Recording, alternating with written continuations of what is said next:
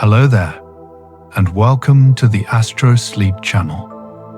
I am so glad you found your way here tonight.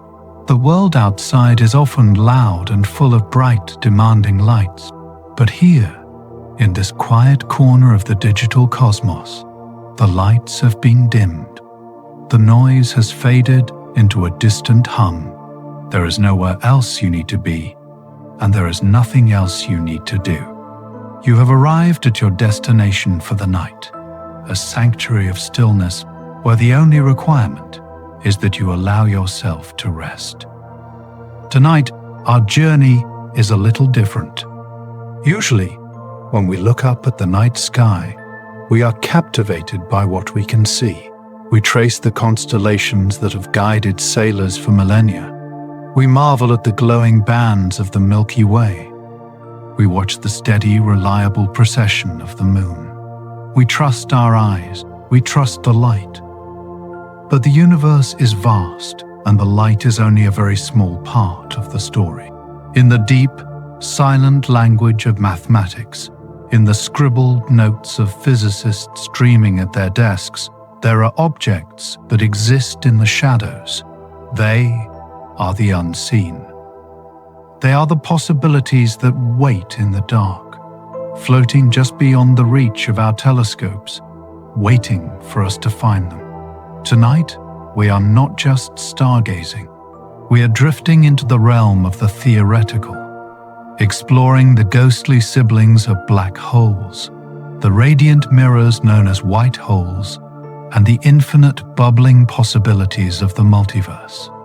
We will explore the idea that what we see is not all there is. We will find comfort in the knowledge that reality is far stranger and far more magical than we could ever imagine. If these calm, curious explorations of the unknown help you unwind, and if you find peace in the gentle mysteries of the cosmos, it is a small gesture, but it helps other sleepy souls find their way here too, guiding them out of the noise and into this shared quiet. And now, before we travel to the edge of what is known, there is nothing left for you to do but let go. I want you to turn your attention inward. Find a position that feels completely supportive. Adjust your pillows, pull the blanket up to your chin, and feel the safety of your bed. This is your capsule. This is your vessel. Let your eyes close.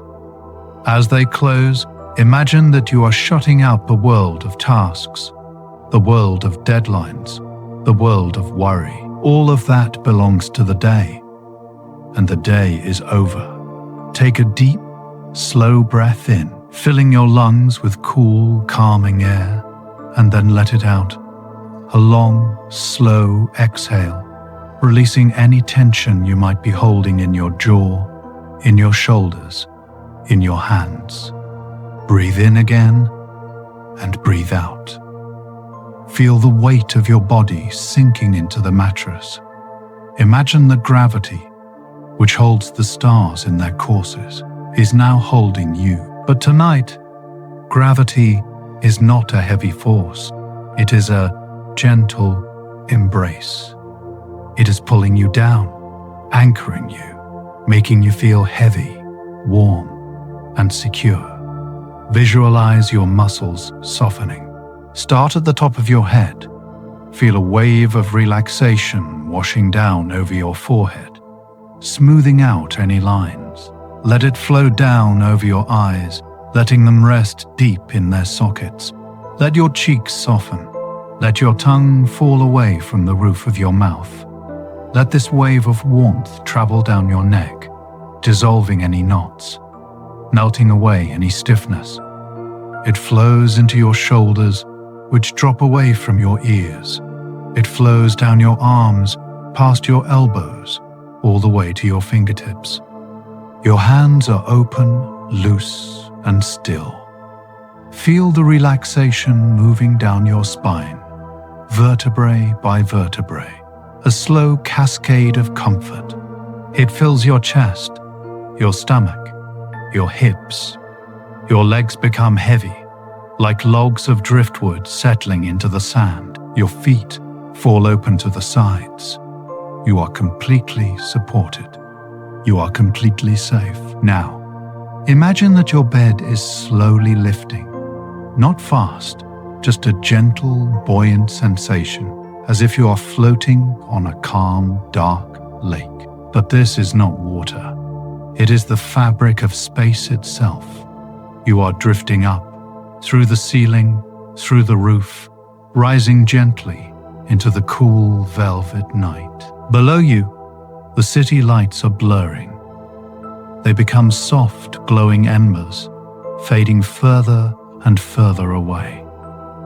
The noise of the world is gone. There is only the sound of your own slow breathing and the immense, comforting silence of the sky. You are drifting higher, leaving the atmosphere behind. The blue of the sky deepens into a rich, eternal indigo, and then into the soft, perfect black of space. You are weightless now. You are a traveler in the void, floating freely, untethered and unburdened.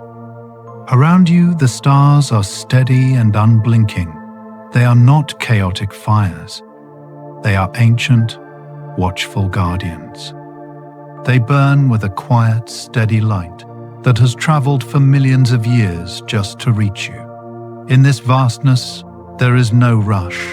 There is no time. There is only the eternal present moment. We are going to drift together now, moving slowly through this sea of stars, searching for the shapes that hide in the dark. We will move gently from fact to fact, from wonder to wonder, letting the mysteries of the universe lull you deeper and deeper into sleep. We begin our journey by drifting toward the most familiar light in our sky. In the vast velvet darkness of the cosmos, stars appear to us as tiny, pinned diamonds. They seem static, unchanging, like fixed points of light painted onto a ceiling of endless night. They are the constants in our lives, the silent witnesses to human history. But as we drift closer in our imagination, moving through the quiet vacuum of space, we see them for what they truly are. They are not solid stones. They are not flickering candles. They are immense, radiant oceans of glowing gas. They are celestial furnaces, burning with a patience that spans billions of years. And the most important of these, the one that gives us life, is our sun. Imagine, if you will, floating at a safe distance from this great golden sphere. It fills your vision, a vast curve of luminous warmth. It looks peaceful. It looks perfectly round, a masterpiece of cosmic geometry. But this stillness is an illusion born of distance. If we were to look closer, we would see that the sun is made of gas and plasma. There is no solid ground here. There is no rocky surface to stand on, no continents, no islands. There is only the fluid, shifting dance of matter, a sea of fire that flows and swirls. And yet, it holds its shape. It remains a perfect sphere. How does it do this? How does a ball of gas, floating in the emptiness of nothing, keep from dissolving into the dark? The answer lies in a silent, eternal struggle between two ancient forces, a struggle that is not violent, but balanced, like two dancers leaning against one another, holding each other up in a perfect, suspended pose. The first force is gravity. Gravity is the universe's desire to bring things together. It is the deep, invisible pull that resides in the heart of every object. Since the sun is so vast, so heavy, its gravity is immense. It pulls everything inward. Every atom of gas on the surface is being gently but relentlessly tugged toward the center. The sun wants to collapse. It wants to shrink. It wants to fall in on itself, to become smaller and smaller, hugging itself tight against the cold of space. If gravity were the only voice in the choir, the sun would have vanished long ago, crushed into a tiny point. But there is another voice. There is another force pushing back. Deep within the core of the star, hidden beneath layers of glowing plasma, a radiant transformation is taking place. This is not a chaotic explosion, but a steady, rhythmic heartbeat of creation. It is here that the star fuses the simplest elements of the universe into something new. Hydrogen, the most abundant element, the primordial dust of the cosmos, is pressed together by the weight of the star until it merges, it fuses, it becomes helium. And in this act of merging, in this quiet alchemy of the nucleus, a tiny spark of energy is released. This energy is born as light.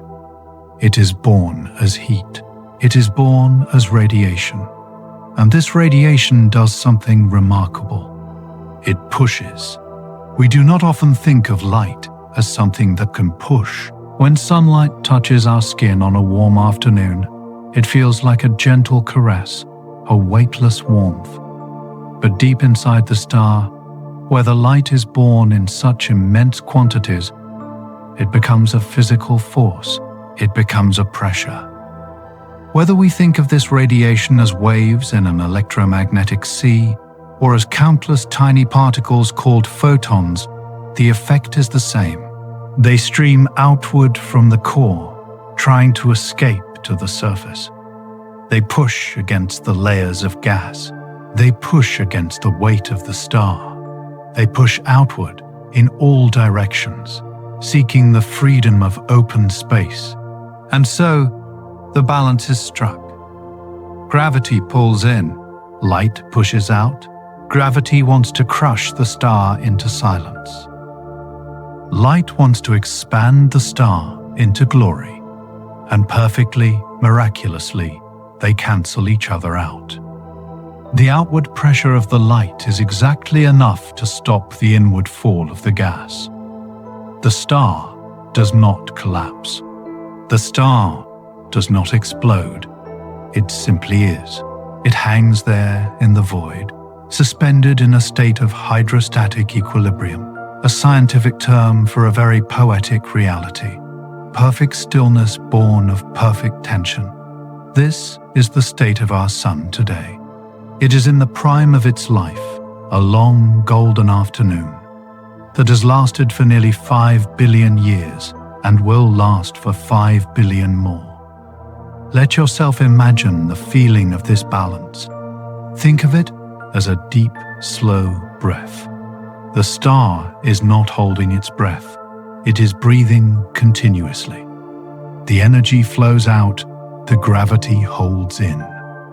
It is a stable, enduring embrace. It is a comfort to know that such stability exists. In our own lives, things often feel chaotic or fleeting. But here, in the heart of the solar system, there is a reliable engine. There is a steady flame that does not flicker in the wind, because there is no wind in space.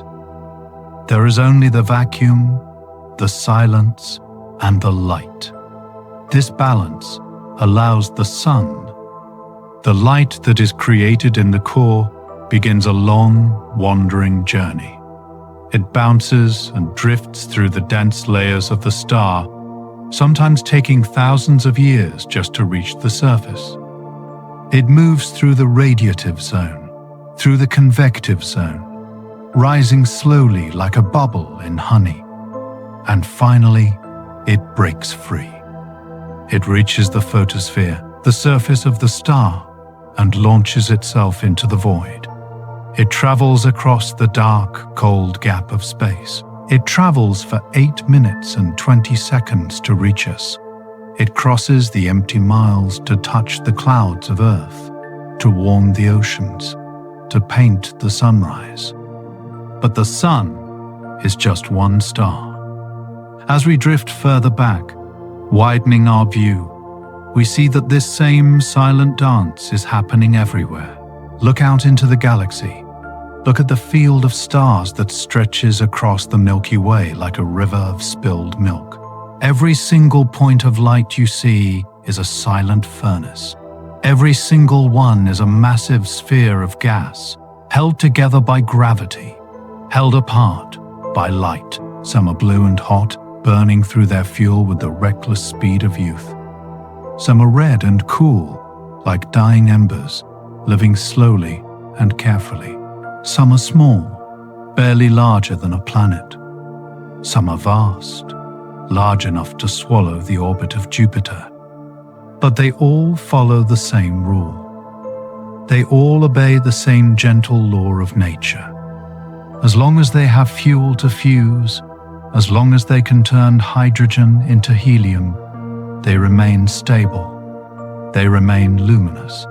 They serve as the lighthouses of the universe, casting their beams into the infinite dark, creating islands of warmth in a cold cosmos.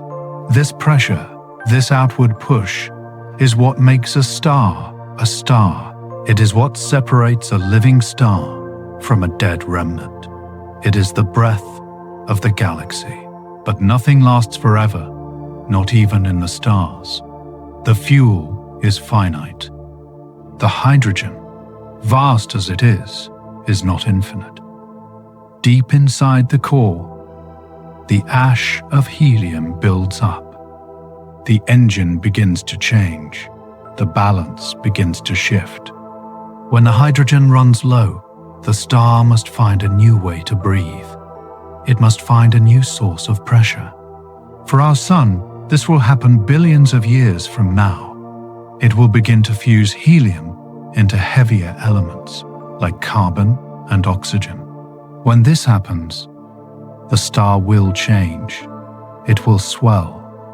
It will grow vast and red, becoming a red giant. It will become soft and diffuse, like a great balloon expanding into the night. It will be cooler, gentler, a softly glowing coal in the fireplace of the sky. This is the natural cycle. It is not a tragedy. It is a transformation. It is the universe recycling itself, moving from one state of beauty to another. But there is a question that lingers in the quiet dark. What happens when the fuel is truly gone? What happens when there is no more hydrogen to fuse? What happens when there is no more helium? What happens when the fire goes out? When the light stops pushing, gravity is still there. Gravity never sleeps. Gravity never runs out of fuel. It is patient. It waits. And when the outward pressure fades, gravity will finally have its way. The star will begin to fall. The vast layers of gas will drift away or be pulled in. The great sphere will shrink. It will collapse. But this collapse is not an end. It is the beginning of a new kind of existence. It is the birth of something smaller, denser, and quieter. It is the transition from a roaring furnace to a silent crystal. As we drift away from the image of the living sun, leaving its golden warmth behind, we turn our gaze toward what comes next. We turn toward the twilight of the stars. We turn toward the objects that have stopped burning and have started resting. We are moving toward the realm of the white dwarfs, the stellar remnants, the ghosts of stars that once were. Feel yourself drifting with this thought. The universe is full of light, yes. But it is also full of transitions. It is full of things that change shape, that fold in on themselves to find a new kind of balance. Just as you, at the end of a long day, fold in on yourself. You curl up in your bed. You let your energy fade. You stop pushing outward against the world. You let the gravity of sleep pull you in. You are like a star at the end of its cycle.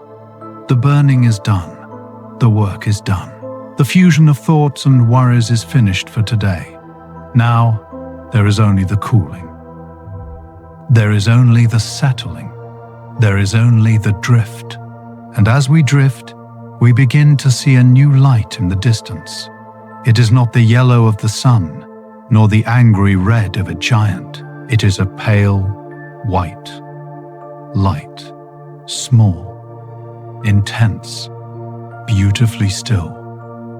It is a white dwarf, and it has a story to tell us about what happens when matter is squeezed so tight that it has nowhere left to go but into a state of pure quantum stillness. Let us drift toward it. Let us see how the universe finds peace even in the crushing grip of gravity. And so, we drift further down the river of time.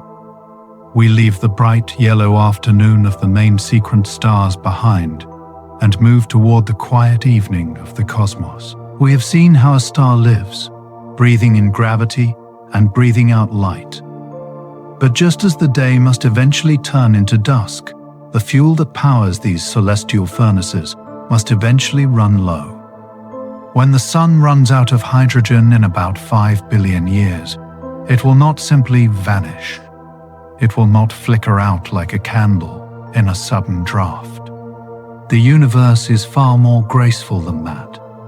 Instead, the star will begin a slow, majestic transformation. It will enter a new phase of life, becoming what astronomers call a red giant. Imagine the star taking a deep, final breath. As the hydrogen in the core is exhausted, the star begins to fuse helium into heavier elements, creating carbon and oxygen. This new fuel burns with a different rhythm. It causes the star to swell. It expands outward, growing larger and larger, stretching its atmosphere into the void. If you were watching from afar, you would see the star change color. The intense, blinding white-yellow heat would soften. It would deepen into a warm orange and then into a rich, glowing crimson. It becomes a vast, ballooning sphere of light, cooler than it was before, but immense in size. It is a gentle giant, drifting through the vacuum, shedding its outer layers like a flower releasing its petals into a stream. This is a time of letting go. The star releases the gas that once bound it, sending clouds of dust and elements out into the galaxy. These clouds will drift for eons, perhaps one day gathering together to form new stars, new planets, or even new life.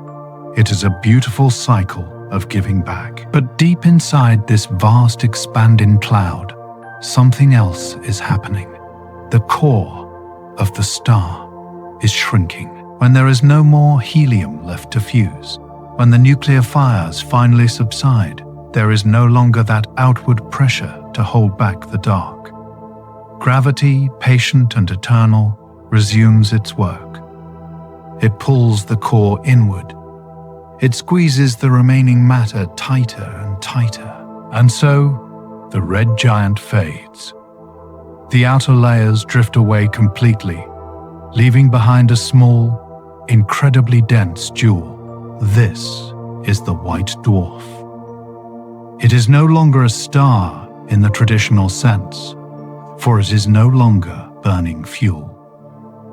It is a stellar remnant, a memory of what once was. It is small, perhaps only the size of our own planet Earth, but it contains the mass of a sun. Imagine that. Imagine the entire weight, the entire substance of a star, folded gently and neatly into a sphere so small. Because it is so small and yet so heavy, the gravity on the surface of a white dwarf is intense. It pulls everything inward with a strength we can barely comprehend. It tries to crush the star down to a single point. It tries to erase it from existence. But the star does not disappear. It stops shrinking. It finds a new stable size and holds it there, potentially for eternity.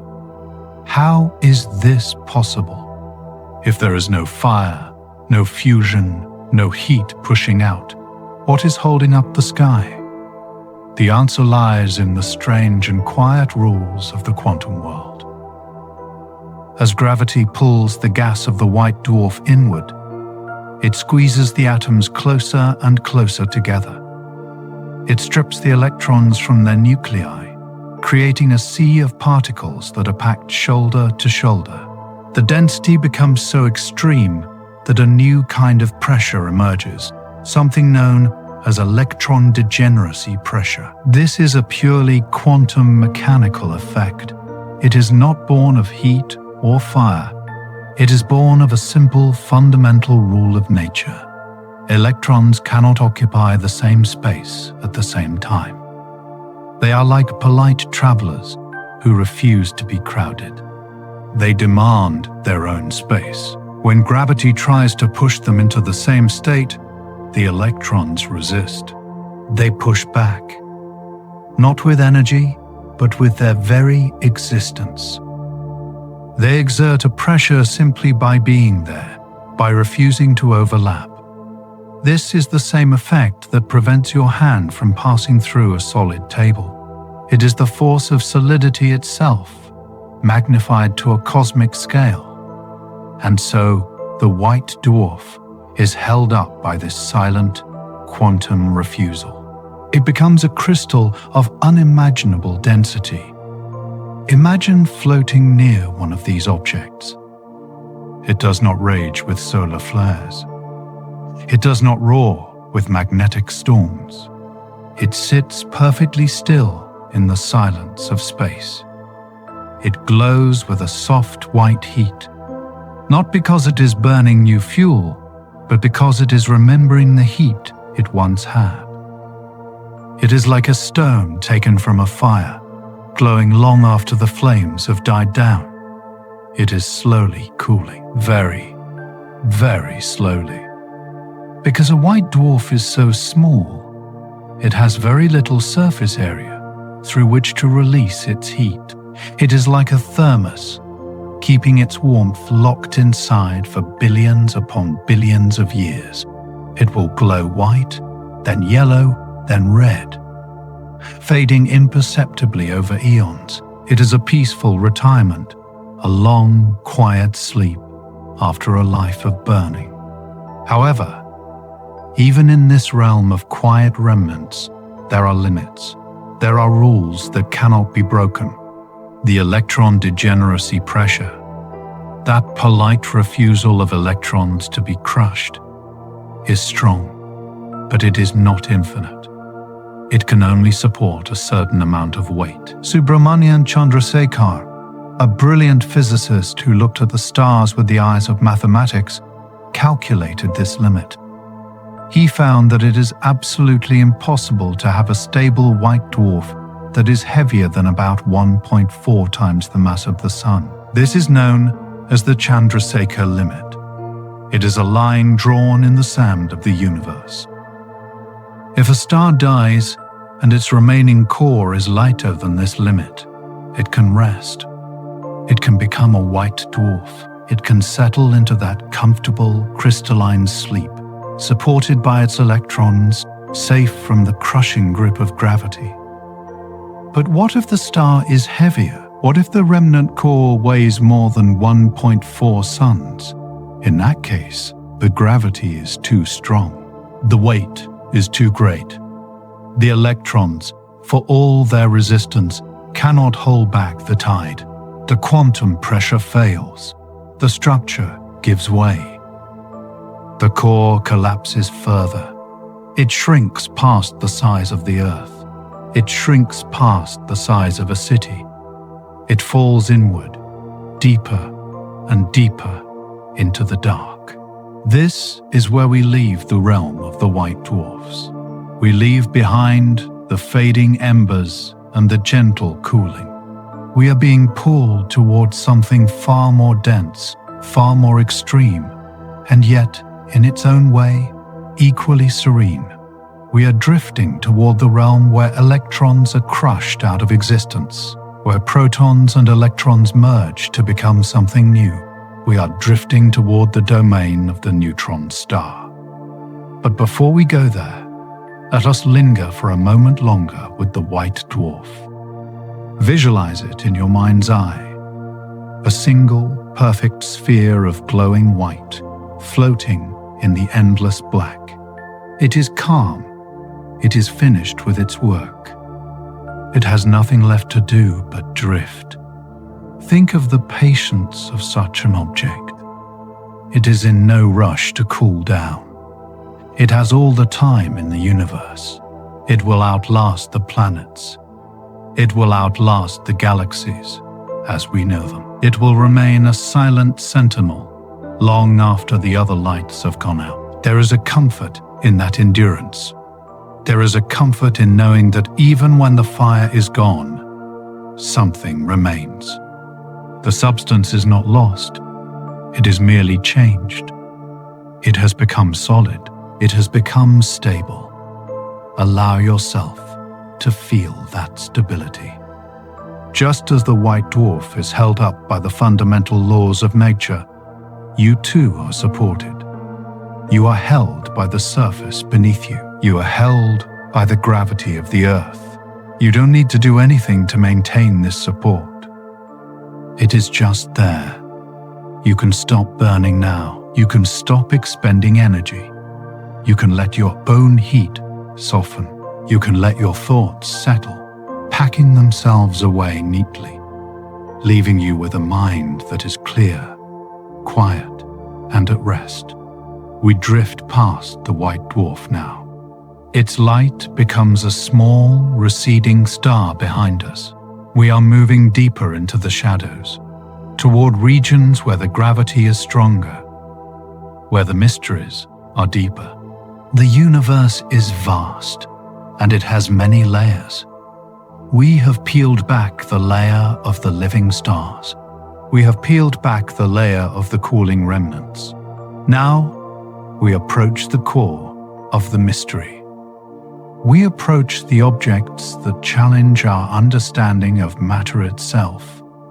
We are moving toward the dense ocean. We are drifting deeper now. We have left the glowing crystalline shores of the white dwarf behind. We are moving into the darker, heavier waters of the cosmos. Imagine that we are travelers following the life of a star that was too heavy to rest. It was too massive, too full of matter to settle comfortably into the shape of a white dwarf. Its gravity was simply too strong. When a star's core is heavier than that delicate limit we spoke of, the Chandrasekhar limit, the electrons can no longer hold the sky up. The politeness of the quantum world gives way to a deeper necessity. The gravity pulls inward with such immense, irresistible resolve that the atoms themselves begin to fold. It is a moment of profound transformation. The electrons, which usually dance in wide, spacious clouds around the nucleus, are pushed inward. They are pressed down, closer and closer, until they have nowhere left to go. They are forced to merge with the protons in the center. Positive and negative cancel each other out. The electric charge fades away. The complex structure of the atom dissolves, and in its place, a new particle takes over. The neutron. The star collapses in on itself, shrinking from the size of a planet down to the size of a city. Imagine that. Imagine a sphere that is only perhaps 12 miles across, a distance you could drive in a few minutes on a highway, but containing the entire mass of a sun. This is a neutron star. It is the smallest, densest class of stellar object that we know of. It is a jewel of the universe, polished to an impossible perfection. Let us drift toward this object in our mind's eye. As we approach, we do not see a fiery surface. We see something that looks almost solid, almost liquid, and yet it is neither. It is a state of matter so extreme that we have no words in our daily language to describe it. It is a dense ocean. It is an ocean not of water, but of neutrons, packed together as tightly as nature will allow. In the white dwarf, the electrons held the star up by refusing to occupy the same space. Here, deep in the neutron star, it is the neutrons that take up the burden. They exert a new, more powerful force known as neutron degeneracy pressure. This pressure is the universe's way of saying enough. It is the hard floor of reality. The neutrons press against one another, shoulder to shoulder, creating a structure that is unimaginably rigid. They prevent the star from collapsing any further. They hold the line against the dark. Think of the stillness of such an object. On Earth, we are used to things being light and airy. We walk through air. We swim through water. Even the ground beneath our feet is full of tiny spaces between the rocks and the grains of sand. But here, there is no empty space. There is no room for vibration. There is no room for chaos. Every particle is locked in place, held by a gravity that is billions of times stronger than what we feel on Earth. If you were to stand on the surface of a neutron star, which of course is a purely poetic journey, you would see a landscape that is flatter than any mirror. The gravity is so intense that nothing can stand tall. There are no mountains here. There are no valleys. If there were a bump on the surface of a neutron star, it would be no higher than a few millimeters. It is a perfect sphere, a dark, smooth, heavy pearl floating in the velvet silence. Let us contemplate the meaning of this density. Scientists tell us that a single teaspoon of neutron star material would weigh as much as a mountain on Earth. A single teaspoon. Try to visualize that weight, not as something heavy that drags you down, but as something substantial, something that is grounded, something that cannot be moved by the winds of change. In our own lives, our thoughts are often scattered. They are like the thin gas of a nebula, drifting apart, easily blown away by distraction or worry. We feel light, but sometimes we feel too light, unanchored, floating without direction. The neutron star teaches us the beauty of concentration. It teaches us what happens when you bring everything back to the center. When you let go of the unnecessary layers, the gas, the dust, the outer atmosphere, and you hold on only to the core, you become dense. You become heavy with purpose. You become still. Imagine your own mind becoming like this dense ocean. Imagine all your scattered thoughts being gently pulled in by the gravity of sleep. They are no longer flying around in wide orbits. They are settling down. They are merging. They are becoming quiet, neutral, and calm. You are creating a core of silence within yourself, a place where the noise of the outside world cannot enter, a place where you are solid, safe, and immovable. As we hover near this silent sphere, we can feel its magnetic presence. Neutron stars often spin, rotating with a rhythmic precision. They are the lighthouses of the deep, sending out beams of radio waves that sweep across the galaxy like the ticking of a cosmic clock. Tick, tick, tick, regular, reliable, soothing. The universe is full of these clocks, keeping time in the dark, marking the passage of eons with a steady, unhurried pulse. They remind us that there is an order to things. There is a rhythm that underpins the chaos. But even here, in this realm of immense density, there are questions. There are boundaries. We asked before, how heavy can a star be? we found the limit for the white dwarf. Now, we ask the same question for the neutron star. Is there a limit to how many neutrons can be packed together? Is there a point where even the neutrons, with all their strength, can no longer hold back the crushing tide of gravity? The answer, whispered by the equations of physicists like Tolman, Oppenheimer, and Volkov, is yes. There is a maximum mass that a neutron star can have while still being supported by neutron degeneracy pressure. That limit is calculated to be about 2.2 times the mass of the Sun. It is a specific number, a precise threshold. If a neutron star remains below this weight, it can exist forever. It can spin and cool and drift until the end of time, a monument to the endurance of matter. But what if it collects more mass? What if it merges with another star?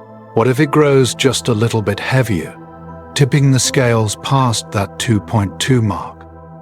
Then, the neutrons fail. The hard floor of reality gives way.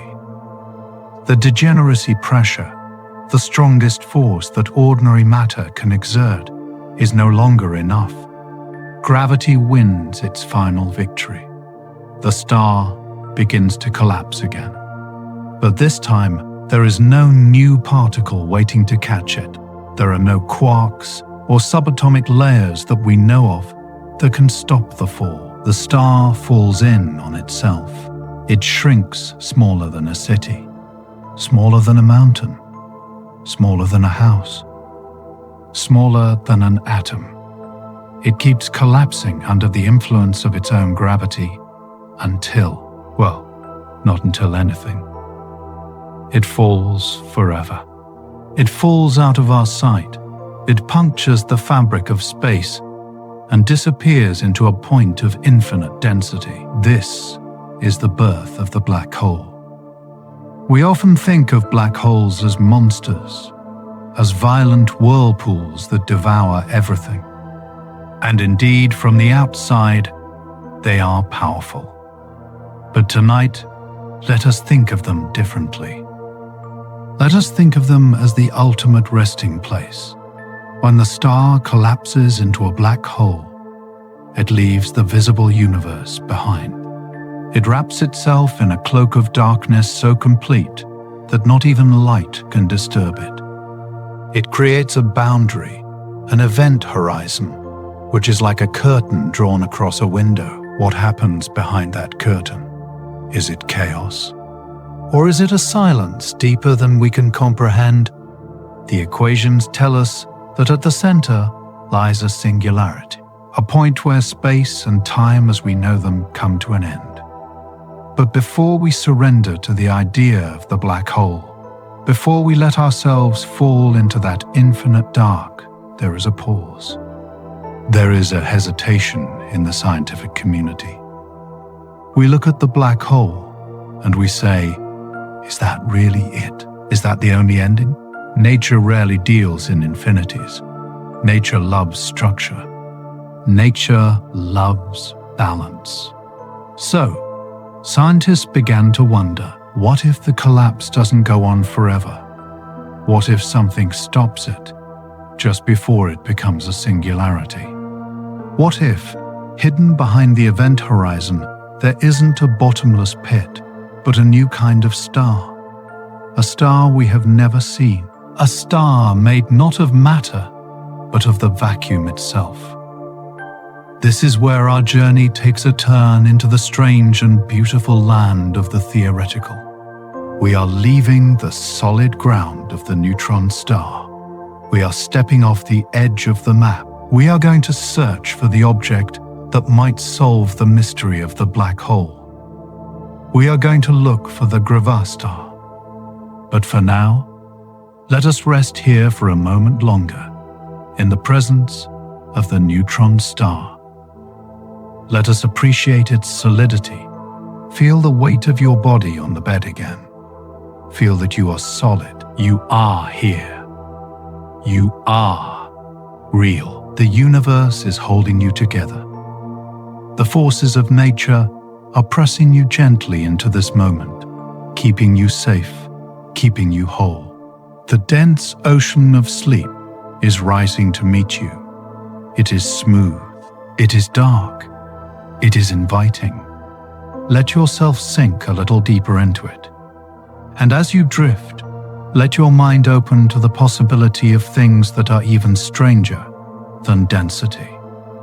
Things that are made of nothing, and yet are everything. We are ready to move to the next layer of the mystery. We are ready to find the shell of silence. And so, we stand at the edge of the abyss. We have watched the star collapse under its own weight, shrinking past the safety of the white dwarf, shrinking past the density of the neutron star.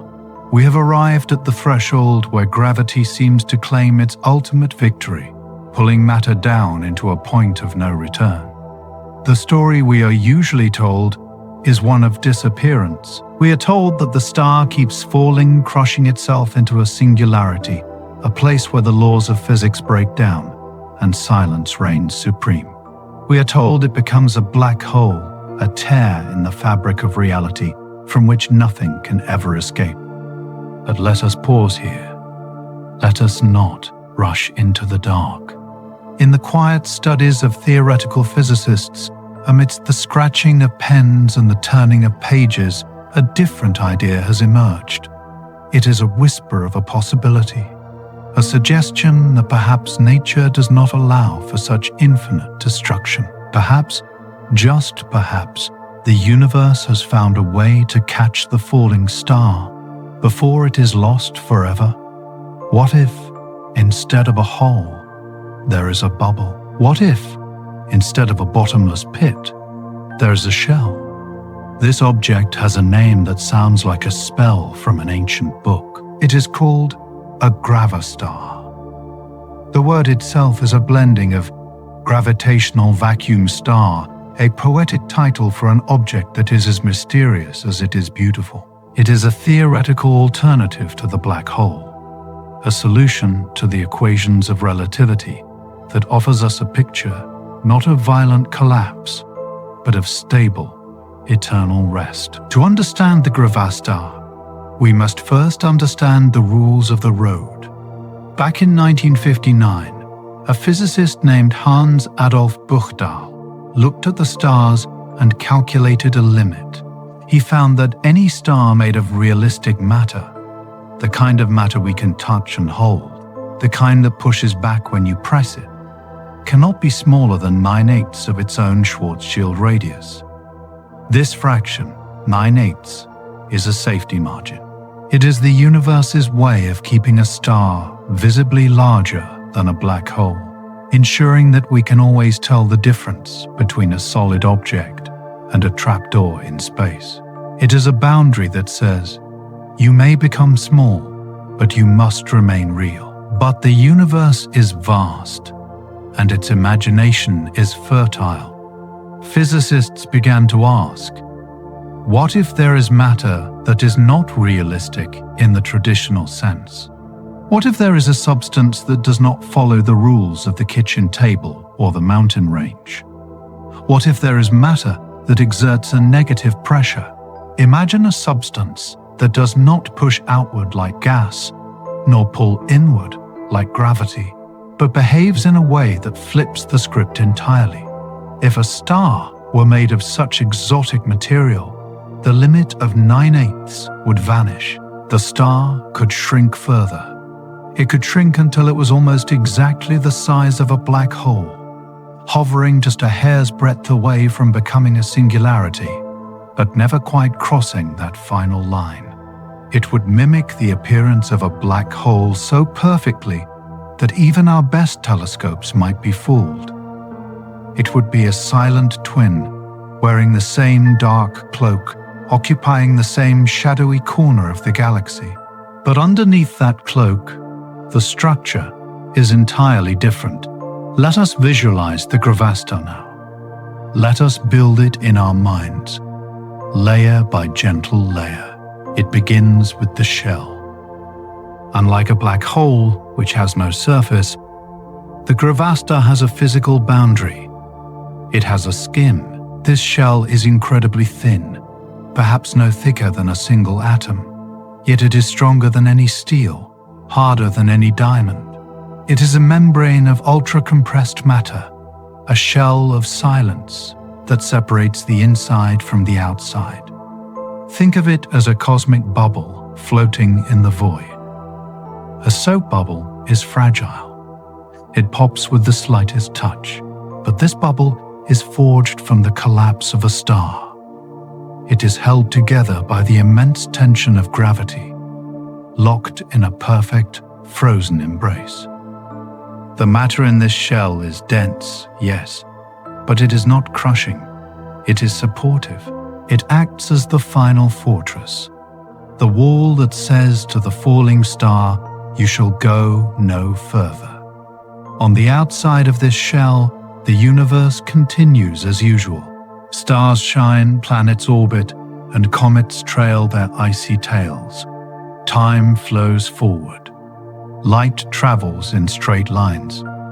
If you were to fly a spaceship up to the edge of a Gravastar, you would feel the heavy tug of its gravity, just as you would near a black hole. You would see the light of background stars bending around it, creating a halo of warped brilliance. But if you could reach out and touch it, which in our dream we can, you would not fall through. You would find a surface. You would find a place to land. You would be standing on the threshold of a great mystery. This shell is a place of stillness.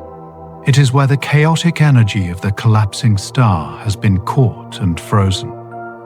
It is like a dam holding back a mighty river. But the water behind the dam is not water at all. It is something far stranger. The existence of this shell solves so many problems that trouble the minds of scientists. With a black hole, we worry about the event horizon, that point of no return where information is lost forever. We worry about the paradox of things disappearing from the universe. But with the Gravastar, there is no event horizon in the traditional sense. There is no point. There is simply a surface. Information that falls onto the shell is not lost. It is stored.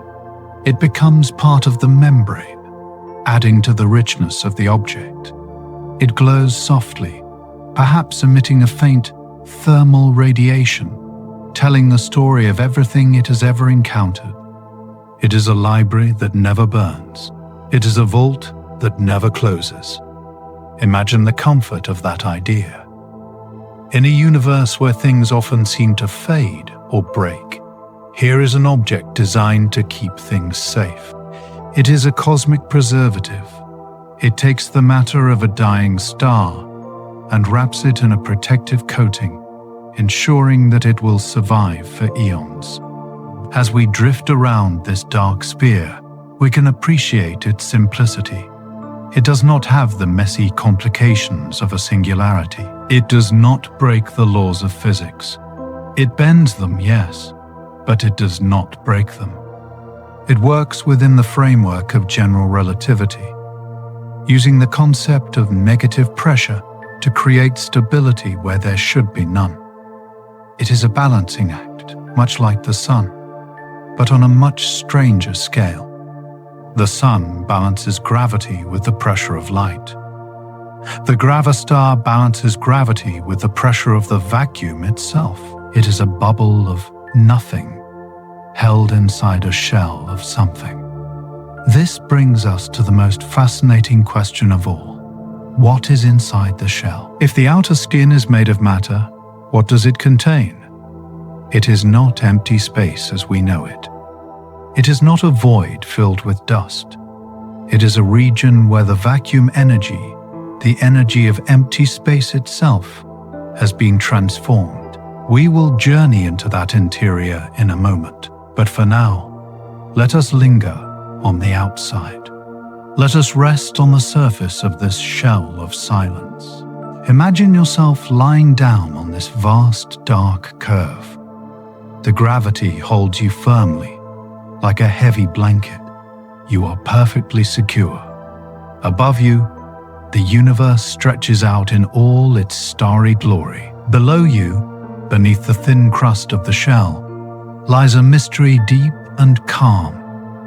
You are the guardian of the threshold. You are the watcher on the wall. Feel the texture of this boundary in your mind. It is smooth. It is cool. It is unchanging. In our daily lives, we often build shells around ourselves. We build walls to protect our feelings, to keep out the noise, to create a space of privacy. Sometimes we think of these walls as barriers that isolate us. But the Gravastar teaches us that a shell can be a beautiful thing. It can be a way to create a sanctuary. Without the shell, the Gravastar would collapse. It would lose its structure. It would surrender to the dark. The shell is what gives it form. The shell is what allows it to exist. So, honor your own boundaries tonight. Honor the quiet space you have created for yourself in your bedroom. The walls of your room are like the shell of the Gravastar. They separate you from the demands of the world. Inside these walls, you can be different. Inside these walls, you don't have to be productive. You don't have to be social. You can just be. You are safe inside your bubble. The universe outside can continue its frantic dance. The galaxies can collide. The comets can race. But here, in your personal space, everything is still. As we gently push off from the surface of the Gravastar, we prepare ourselves to pass through the veil. We are not afraid. We know that this is not a trap. It is a passage. We are going to dissolve through the thin membrane of matter. We are going to slip between the atoms of the shell. We are going to enter the heart of the star. What we will find there is not darkness, and it is not light. It is a state of being that is almost impossible to describe, yet deeply familiar to anyone who has ever floated in a dream. We are leaving the realm of gravity behind. We are entering the realm of weightlessness. We have rested on the boundary. We have felt the solidity of the shell, that thin, miraculous membrane that stands between the falling star and the infinite dark. But now the time has come to go deeper. Imagine that we can pass through this shell, like a ghost passing through a wall. We dissolve. We slip between the tightly packed atoms, moving through the barrier of matter, and we emerge on the other side. We have entered the interior of the Gravastar, and immediately everything changes. Outside, the universe was ruled by gravity. It was a place of pulling, of falling, of heavy orbits and crushing weights. But here, inside the shell, the rules have been rewritten. We have entered a realm of perfect, impossible stillness. The first thing you notice is the sensation of your own body, or rather, the lack of it. A moment ago, you were heavy. Now, you are weightless. In the language of physics, this is a region where the gravitational forces have vanished. Usually, when we are near a massive object, gravity pulls us toward the center. If this were a normal star, we would be crushed. If this were a black hole, we would be stretched and torn. But inside the Gravastar, there is no center to fall toward. There is no down. The forces here are balanced in a way that is almost magical. The theory tells us that the interior of this object is filled with something called dark energy. Now, dark energy sounds mysterious, perhaps even a little foreboding. But in this place, it is not something to fear. It is the most comforting substance in the cosmos. It is a cushion. It is a soft, invisible pillow that fills every inch of space. This energy has a very special property. It exerts a negative pressure. Think about what pressure usually feels like. When you dive to the bottom of a swimming pool, the water pushes against you from all sides. That is positive pressure. It squeezes, but negative pressure is different. It does not squeeze. It expands. It pushes outward. It is like a gentle, constant sigh of relief. And here is the beautiful secret of the Gravastar. The negative pressure of the dark energy inside is exactly equal to the positive energy density of the star. They are perfect opposites. They are twin forces, locked in an eternal embrace. The gravity tries to pull the shell in, but the dark energy gently pushes it out. The pull and the push are identical because they cancel each other out so completely. The result is zero. Zero gravity, zero force, zero movement. If you were to float inside a Gravastar, you would simply be. You would not drift toward the walls. You would not drift toward the center. If you placed a sleeping astronaut in the middle of this space, they would stay exactly where you left them, suspended in the velvet void for 1,000 years. Imagine that feeling. Imagine a place where you cannot fall. In our lives, we are always falling a little bit. We are falling into sleep, falling into worry, falling into the next day. We are always being pulled by something, by deadlines, by expectations, by the gravity of our own responsibilities. But here, in the weightless heart, nothing pulls you. Nothing needs you. You are completely autonomous. You are an island of peace floating in a sea of calm. Let us explore this sensation of floating a little more deeply. Visualize yourself in this dark, quiet space. It is not an empty darkness. It feels full. It feels rich. It is the kind of darkness you feel when you close your eyes in a safe, warm room. The vacuum energy here is smooth. It has no texture. It has no wind. It is a perfect fluid in the eyes of mathematics, a substance without friction, without turbulence. As you float here, your body begins to uncoil. Your spine lengthens. On Earth, gravity is always compressing your spine, inch by inch, throughout the day. But here, the vertebrae drift apart, creating space. The tension in your lower back dissolves. The tightness in your neck melts away. Your arms float gently in front of you, weightless as feathers. Your legs relax completely, no longer needing to support your weight. You are like a diver suspended in the deep ocean, but without the cold, without the pressure, without the need to hold your breath. This is the womb of the galaxy. It is a place of gestation, a place where the universe holds space for itself. Scientists speculate that this state, this balance of dark energy, is very similar to how our entire universe began. Before the Big Bang, before the stars and the galaxies, there might have been a moment like this, a moment of pure potential, a moment of pregnant silence. So, when you rest inside the Gravastar, you are returning to the primordial state of things. Let this image sink into your mind. You are safe inside a bubble of ancient silence.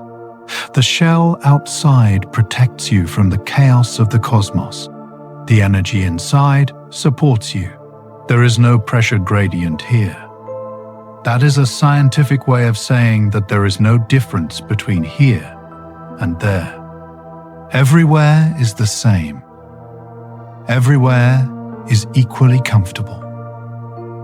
Because there is no pressure gradient, there is no wind, to push you in one direction or another. You are free from the currents of fate. You have stepped out of the river of time and found a quiet pool near the bank.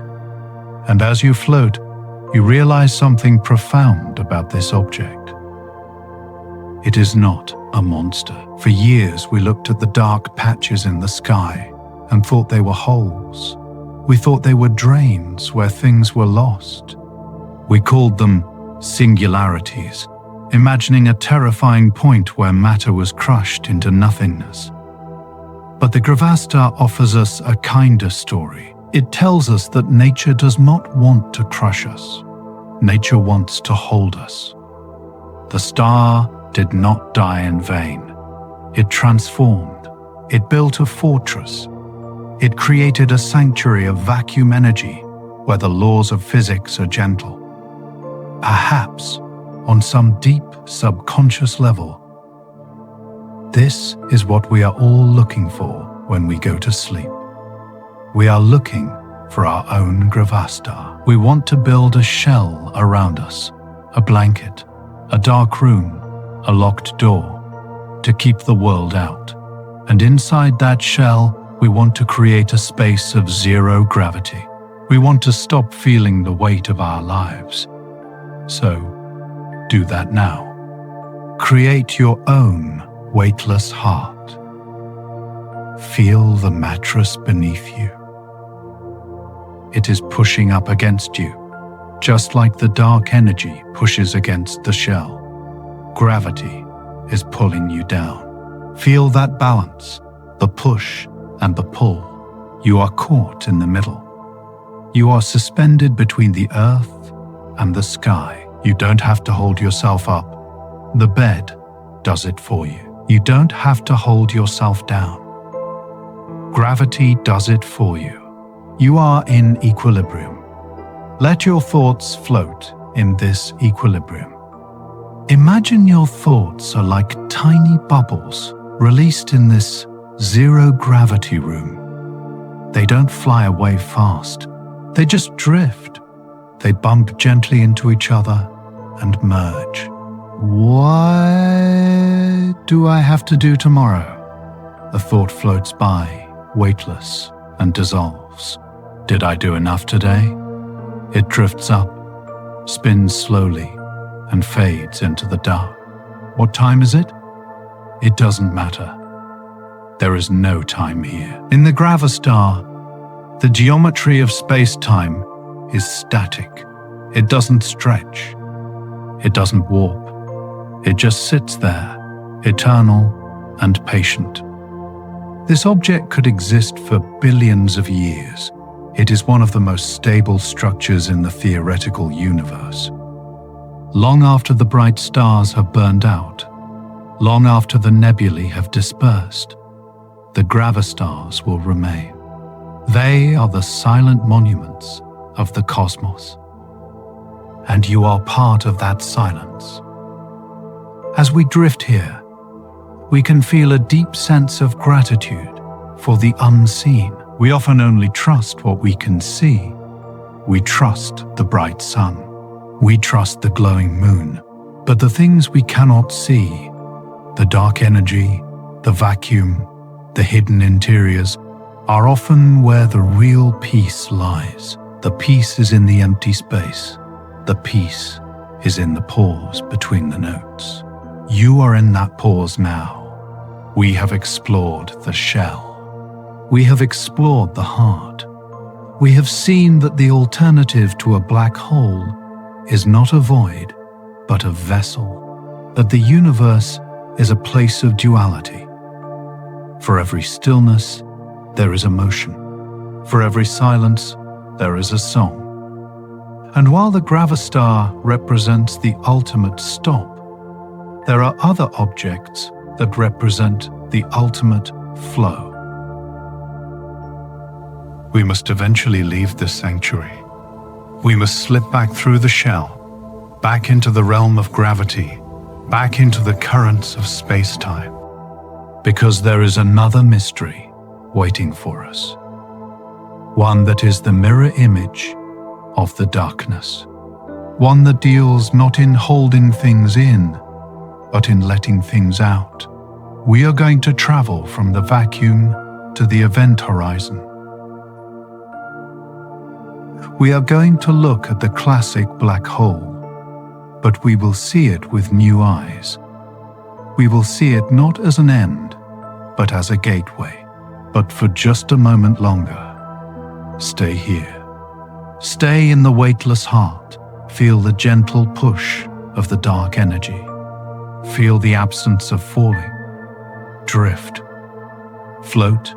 Be. We gently drift away from the shell of the Gravastar. We leave that theoretical bubble of vacuum energy behind, floating in the dark like a silent pearl. We return to the open currents of space, allowing the cosmic river to carry us toward a different kind of mystery.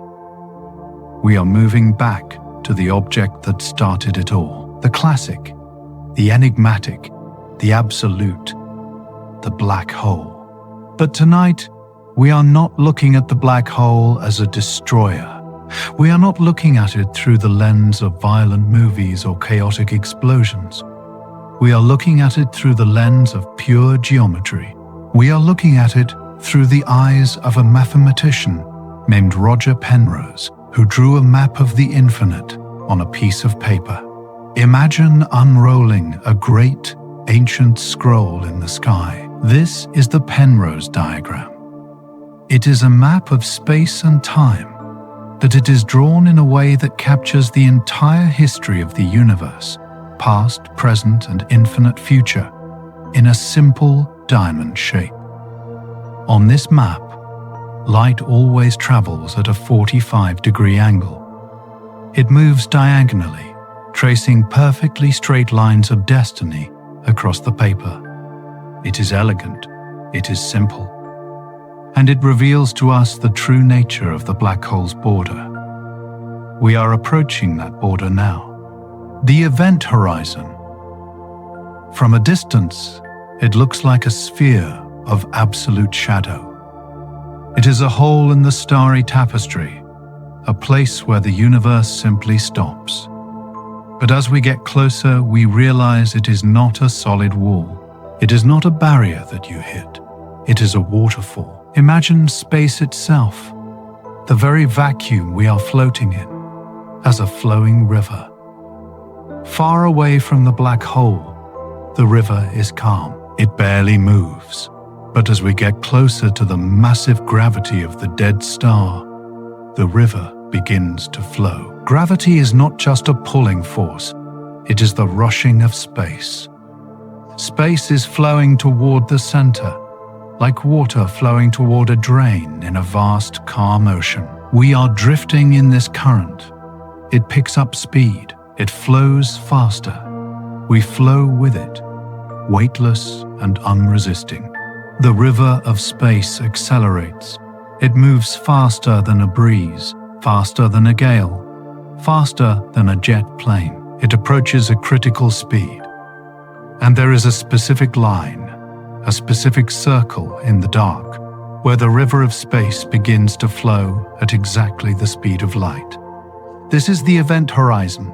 If you were a photon, a tiny particle of light, trying to swim upstream, trying to fly away from the black hole at the speed of light, and you were exactly at this line, you would stay perfectly still. You would be like a kayaker, paddling with all your might against a current that matches your speed exactly. You would be suspended there, frozen in time, forever hovering on the edge. But we are not swimming upstream.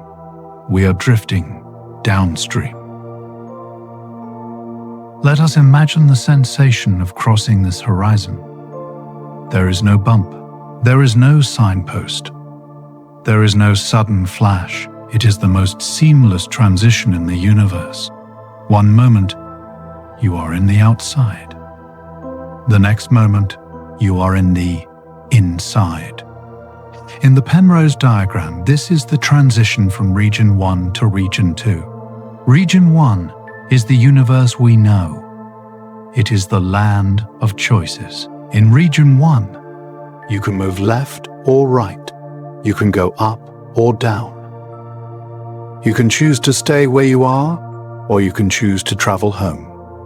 You have agency. But once you cross the veil into Region 2, the rules of geometry flip over. This is the most profound and sleepy secret of the black hole. Inside the horizon, space and time swap roles. Think about the nature of time in our daily lives. Time is a river that flows in only one direction. You can move through space however you like. You can walk forward to the kitchen and backward to the bedroom. But you cannot walk backward in time. You cannot go to yesterday. You cannot stop the arrival of tomorrow. You are compelled, gently but firmly, to move toward the future. Inside the black hole, the radial direction, the path toward the center, becomes like time. The center, the singularity, is no longer a place in front of you. It is a time in your future. Falling toward the center is as inevitable as Monday coming after Sunday. You do not have to do anything to make it happen. You do not have to swim. You do not have to steer. The current of space-time carries you there, and there is absolutely nothing you can do to stop it. Now, this might sound frightening to the awake mind, which loves control, but to the sleepy mind, to the mind that is tired of making decisions, this is a kind of ultimate relief. Imagine the freedom of having no choices left. We spend our days burdened by choices: what to eat, what to say, what to work on, where to go. We are constantly steering our little boats, fighting the currents, trying to avoid the rocks. But here, inside the horizon, the steering wheel dissolves. The map dissolves. The burden of agency is lifted from your shoulders. You can surrender completely. There is no way back. The Penrose diagram shows us that all paths inside the horizon lead inward. To go back out would be as impossible as going back to being a child. It is a direction that no longer exists. So, you look forward. You drift deeper into the dark. The noise of the universe outside, the starlight, the radiation, the clamor of galaxies, is cut off. It cannot follow you here. You are in a private chamber of space-time. It is quiet. It is incredibly dark. And you are falling. But remember, in space, falling feels exactly like floating. You are not plunging down. You are hovering in a vast, weightless silence. The singularity waits in the future.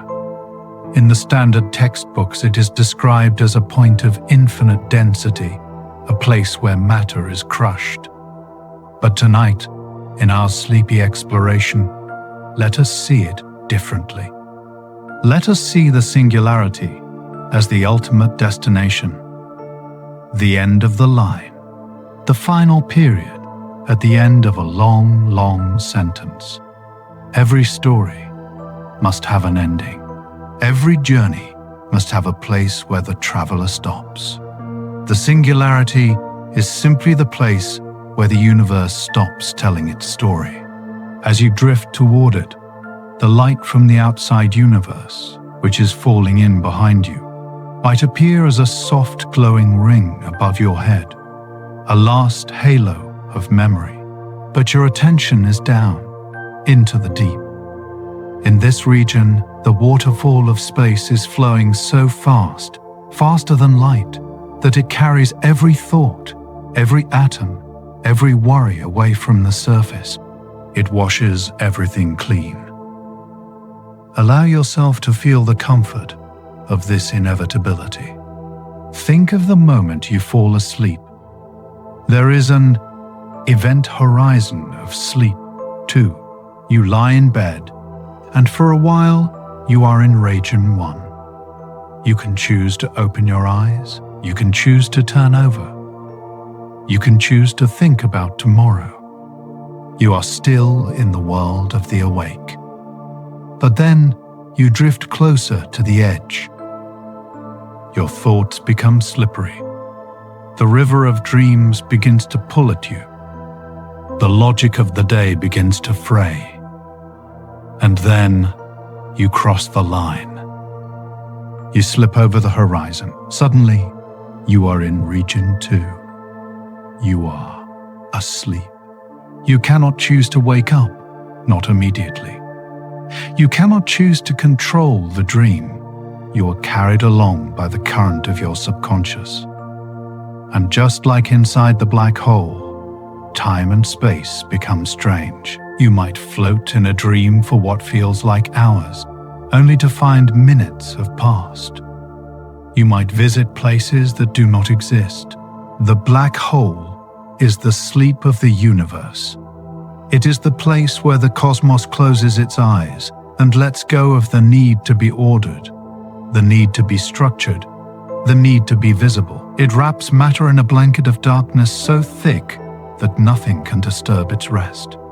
As we float here deep inside the horizon, we realize that the Penrose diagram is not just a map of physics. It is a map of letting go. It shows us that there are regions where we are not meant to be in control. There are parts of reality where our only job is to trust the fall, trust the dark. The darkness is not empty. It is velvety. It is soft. It is the absence of the harsh, demanding light. In the diagram, the black hole, Region 2, is often drawn as a simple triangle or rectangle, a small pocket of isolation. It is separated from the rest of the diagram by the diagonal lines of light. These lines act like curtains. Once you pass through the curtain, the show is over. The audience has gone home. The stage is dark. You can take off your costume. You can stop performing. You are alone with the infinite. And what of the singularity? That point in the future where time ends? Perhaps it is not a crushing point. Perhaps it is a gateway. The mathematics of general relativity breaks down at the singularity. It throws up its hands and says, I don't know. And in that, I don't know, there is magic. Because where the math ends, the imagination begins. Some theories suggest that the bottom of the black hole is not a dead end. They suggest that the river of space does not just crash into a wall. They suggest that it might flow through. What if the singularity is a door? What if, when you reach the bottom of the waterfall, you don't hit the rocks? What if you fall through a mist and emerge somewhere else? The Penrose diagram, in its fullest, most idealized form, the ice cream cone that forgets the messy origins of the star, has more regions. It has more shapes. It suggests that connected to the black hole, there might be a mirror image, a place where the river flows the other way, a place where the waterfall turns into a fountain. We are drifting toward that possibility now. We are moving through the dark, past the point where we thought the story ended. We are looking for the light at the other end of the tunnel. We are looking for the white hole. But for now, enjoy the fall. Enjoy the sensation of being carried. You are safe in the current. You are safe in the dark. The horizon is behind you. The world is behind you. There is only the drift, deep, slow, and eternal. We have fallen. We have let the currents of the event horizon carry us down deeper and deeper into the dark until we reached the bottom of the waterfall. We reached the place where the map seemed to end, where the story of the star seemed to be swallowed by silence. But the universe is a circle. It rarely deals in straight lines that just stop. It prefers cycles. It prefers loops. It prefers the rhythm of the breath, in and out, rise and fall, death and birth. And so, in the deep, dreamlike logic of quantum geometry, the bottom of the drain becomes the top of a fountain. We are about to witness the great reversal. In the extended maps of the cosmos, those beautiful symmetrical drawings by Roger Penrose, there is a region that sits opposite the black hole. It is region 3. If the black hole is a place where you can never leave, region 3 is a place where you can never enter. It is called a white hole. Imagine drifting through the mist of the singularity and emerging into a new kind of light. It is not the harsh, burning light of a star. It is a diffuse, ancient light, a glow that seems to come from everywhere and nowhere. You have stepped through the looking glass. In this region, the flow of space has reversed. Instead of rushing inward, the river of space is rushing outward. It flows away from the center, carrying everything with it. If a black hole is a deep breath in, holding on to matter, holding on to light, compressing everything into a tight, heavy chest, then the white hole is the breath out. It is the exhale. Visualize that sensation. Feel your own chest rising as you breathe in, holding it for a moment, and then the sweet, slow release as you breathe out. Whoosh! The tension dissolves. The air flows back into the whirl. That is what a white hole is. It is the universe letting go. In the language of mathematics, a white hole has a singularity in its past, not its future. It throws things out. It is a cosmic launcher, gently pushing matter and light back into the open sea of the universe. If you were to try to approach a white hole from the outside, you would find it impossible to touch. Space itself would be streaming against you.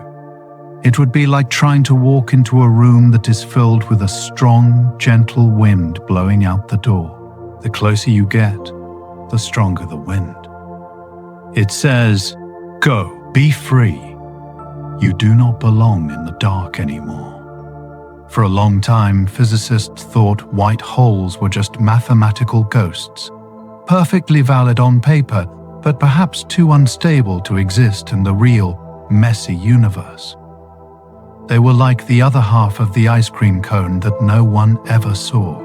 But recently, a new whisper has started to circulate in the halls of science. A whisper that connects the dark to the light in a beautiful, coherent cycle. It comes from a theory called loop quantum gravity. This theory suggests that space is not a smooth, continuous sheet, but is made of tiny, discrete loops. It has a grain like wood. And because of this grain, space cannot be crushed infinitely.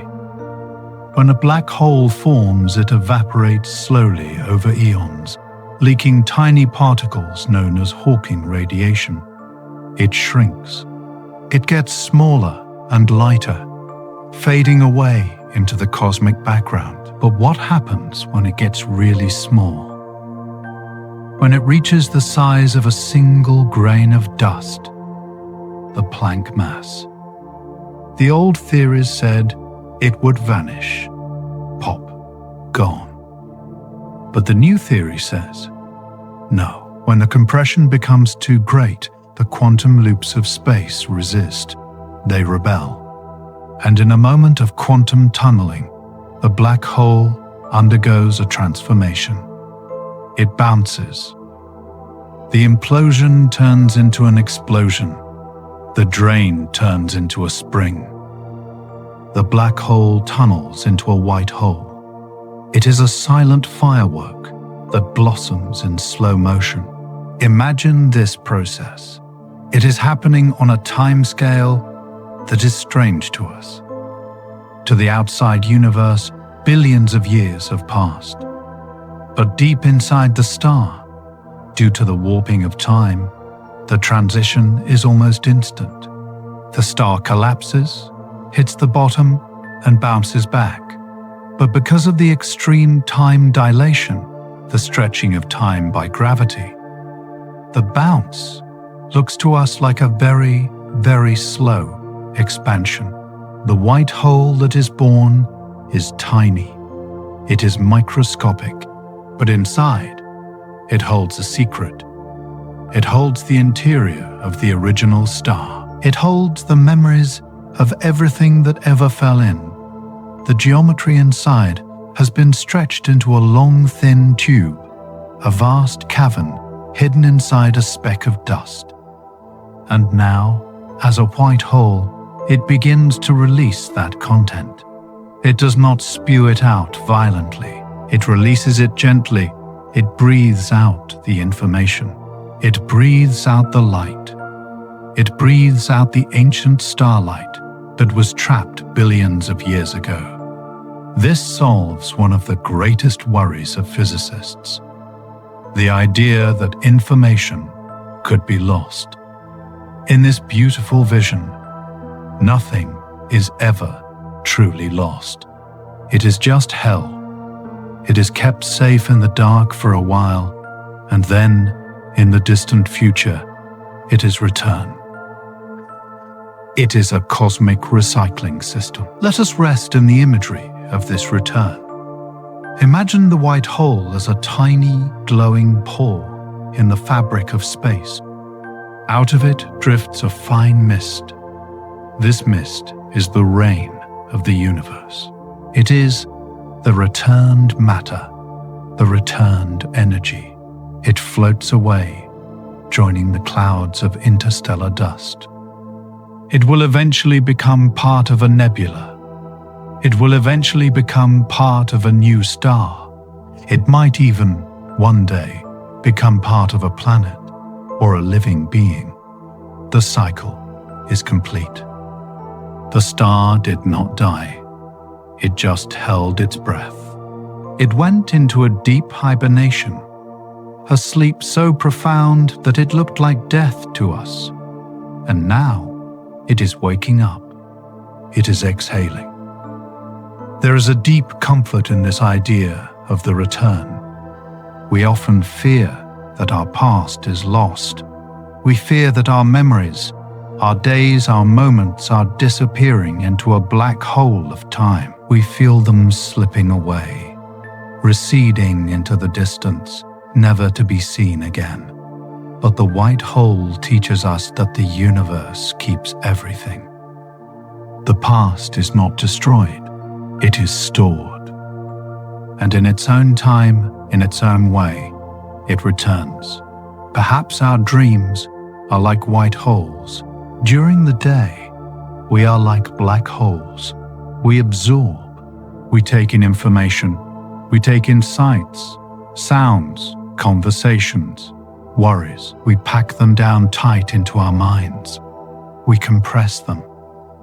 But then we sleep. And in sleep, the process reverses.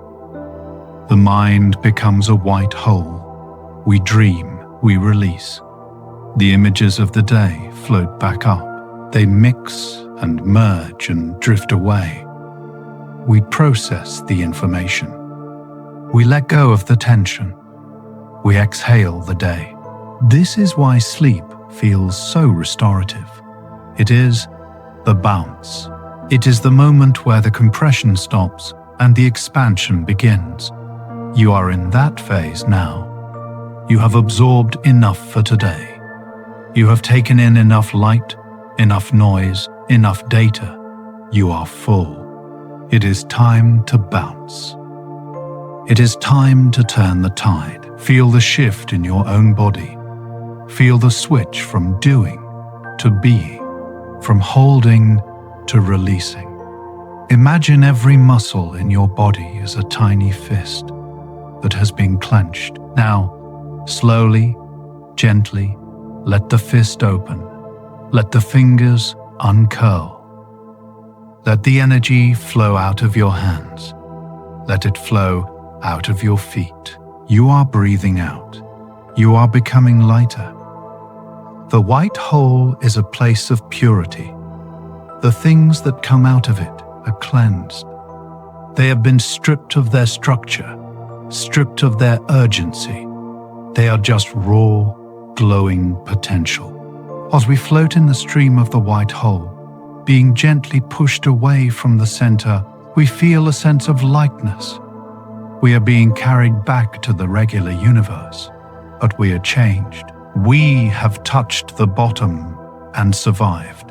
We see the region 4 of the Penrose diagram. It is a new universe, a parallel place, or perhaps it is just our own universe, seen with new eyes. The diagram shows us that the white hole can lead to a parallel universe, a place entirely disconnected from where we started. This sounds like science fiction, but it is written in the geometry of relativity. Imagine that when you wake up tomorrow, you are waking up in a fresh universe. It looks like the old one, but it is new. It is unwritten. The mistakes of yesterday do not exist there yet. Every morning is a parallel universe. Every morning is a white hole, birthing a new day from the darkness of sleep. So, do not be afraid to let go of today. Do not be afraid to let it fall into the black hole of the night. It will be transmuted, it will be recycled, and it will be returned to you as fresh energy in the morning. We drift further away now. The white hole is just a glimmer behind us. We are floating in the calm, open space between the stars. The cosmos is vast, and it is full of these hidden passages, tunnels that connect the death of a star to the birth of a mystery.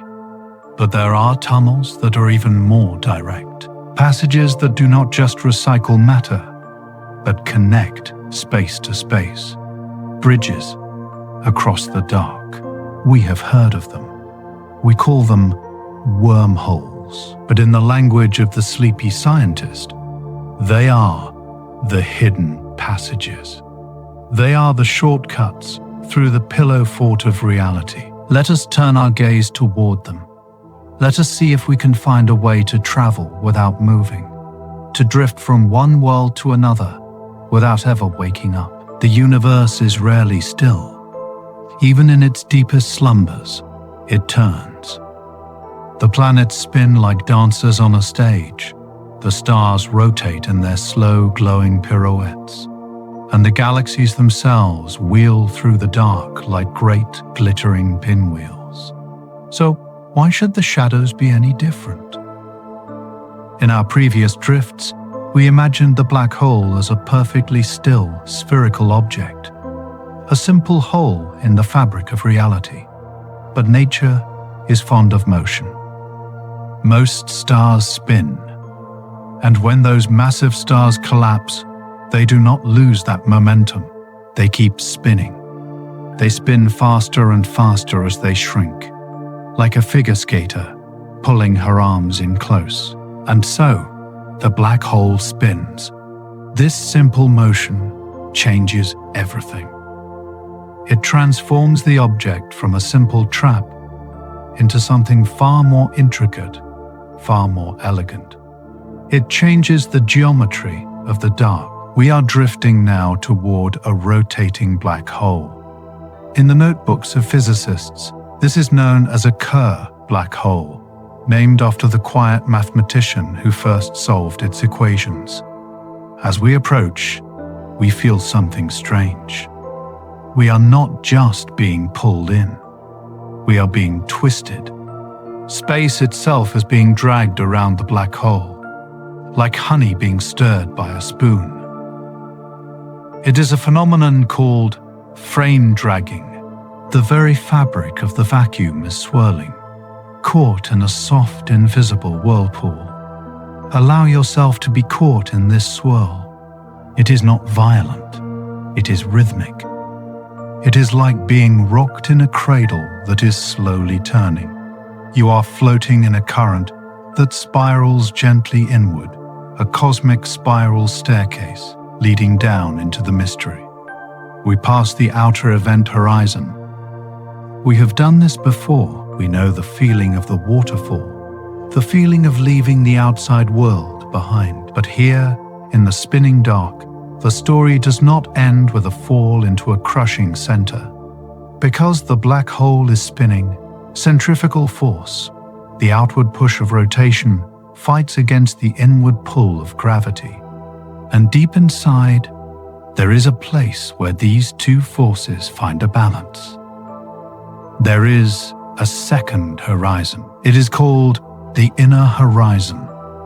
Imagine falling through a storm, through thick clouds and rushing winds, and then suddenly breaking through into a clear, calm space. You have entered the eye of the storm. This is the inner horizon.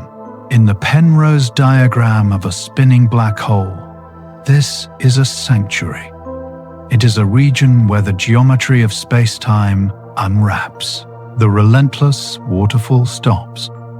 The compulsion to fall inward fades away. You can stop here. You can float. In these innermost regions, marked as region 5 and 7 on the map of infinity, you recover your agency. You are no longer falling toward the future. You are floating in a bubble of timelessness, deep inside the shell of the monster. It is quiet here. The noise of the universe is far, far above you, filtered out by the layers of darkness. And as you float in this calm interior, you look down. You look toward the center. In a stationary black hole, the center was a point, a singularity that marked the end of the road. But because this black hole is spinning, the singularity has been stretched. It has been flung outward by the rotation. It is not a point. It is a ring. Visualize a perfect, infinitely thin ring of darkness floating in the center of the space. It is like a portal. It is like a door frame without a door. And because it is a ring, the center is empty. You do not have to hit the singularity. You do not have to be crushed. You can pass through the middle. You can thread the needle. This is the hidden passage. This is the wormhole. Theoretical physics tells us that if you were to guide your drifting body carefully, aiming for the center of that ring, you would not die. You would not end. You would travel. You would pass through the ring and emerge into a place that the diagrams call negative space, or perhaps a place that is simply elsewhere. Let us imagine taking this journey. We drift toward the ring. It grows larger. It is a circle of absolute mystery. We glide through the center, passing through the veil of the singularity without ever touching it. And just like that, the world turns inside out. We have entered the wormhole. A wormhole is a tunnel through the bulk of reality. It is a shortcut that connects two distant points in space and time, or perhaps two entirely different universes. Inside the wormhole, the walls are made of warped light. Time does not flow in a straight line here. It eddies and pools. You are moving through a corridor that exists outside of the normal map of the galaxy. It is a hidden passage in the truest sense. It is a secret hallway behind the bookcase of the universe. And where does it lead? The Penrose diagram for a spinning black hole is infinite. It repeats itself over and over. It shows us that if we pass through the wormhole, we might emerge into a white hole in a new universe. We would come out the other side. We would be spewed out gently by a fountain of light, drifting into a brand new cosmos. This new place Region 4, might look just like our old universe. It might have stars. It might have planets. It might have galaxies that spiral in the same familiar way. But it is not our home. It is a parallel reality. It is entirely disconnected from the universe we left in Region 1. You cannot send a message back. You cannot wave to your friends. You are completely, utterly, and blissfully cut off. Think of the peace of that disconnection. We often worry about being disconnected. We check our phones. We check our emails. We fear missing out. But deep down, there is a part of us that craves the ultimate disconnection.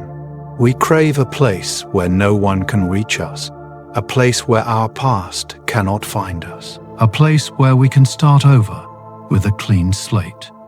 The spinning black hole offers us this fantasy. It offers us a one-way trip to a new beginning. By the time you emerge in this new universe, your old universe will have experienced an infinite amount of time. It is gone. It is a memory so distant it has turned into dust. You are living in a whole new definition of the future. Of course, the physicists will warn us. They will say that this journey is dangerous. They will say that the wormhole might be unstable, that it might collapse if we try to enter it. They will talk about Cauchy horizons and blue shift instabilities.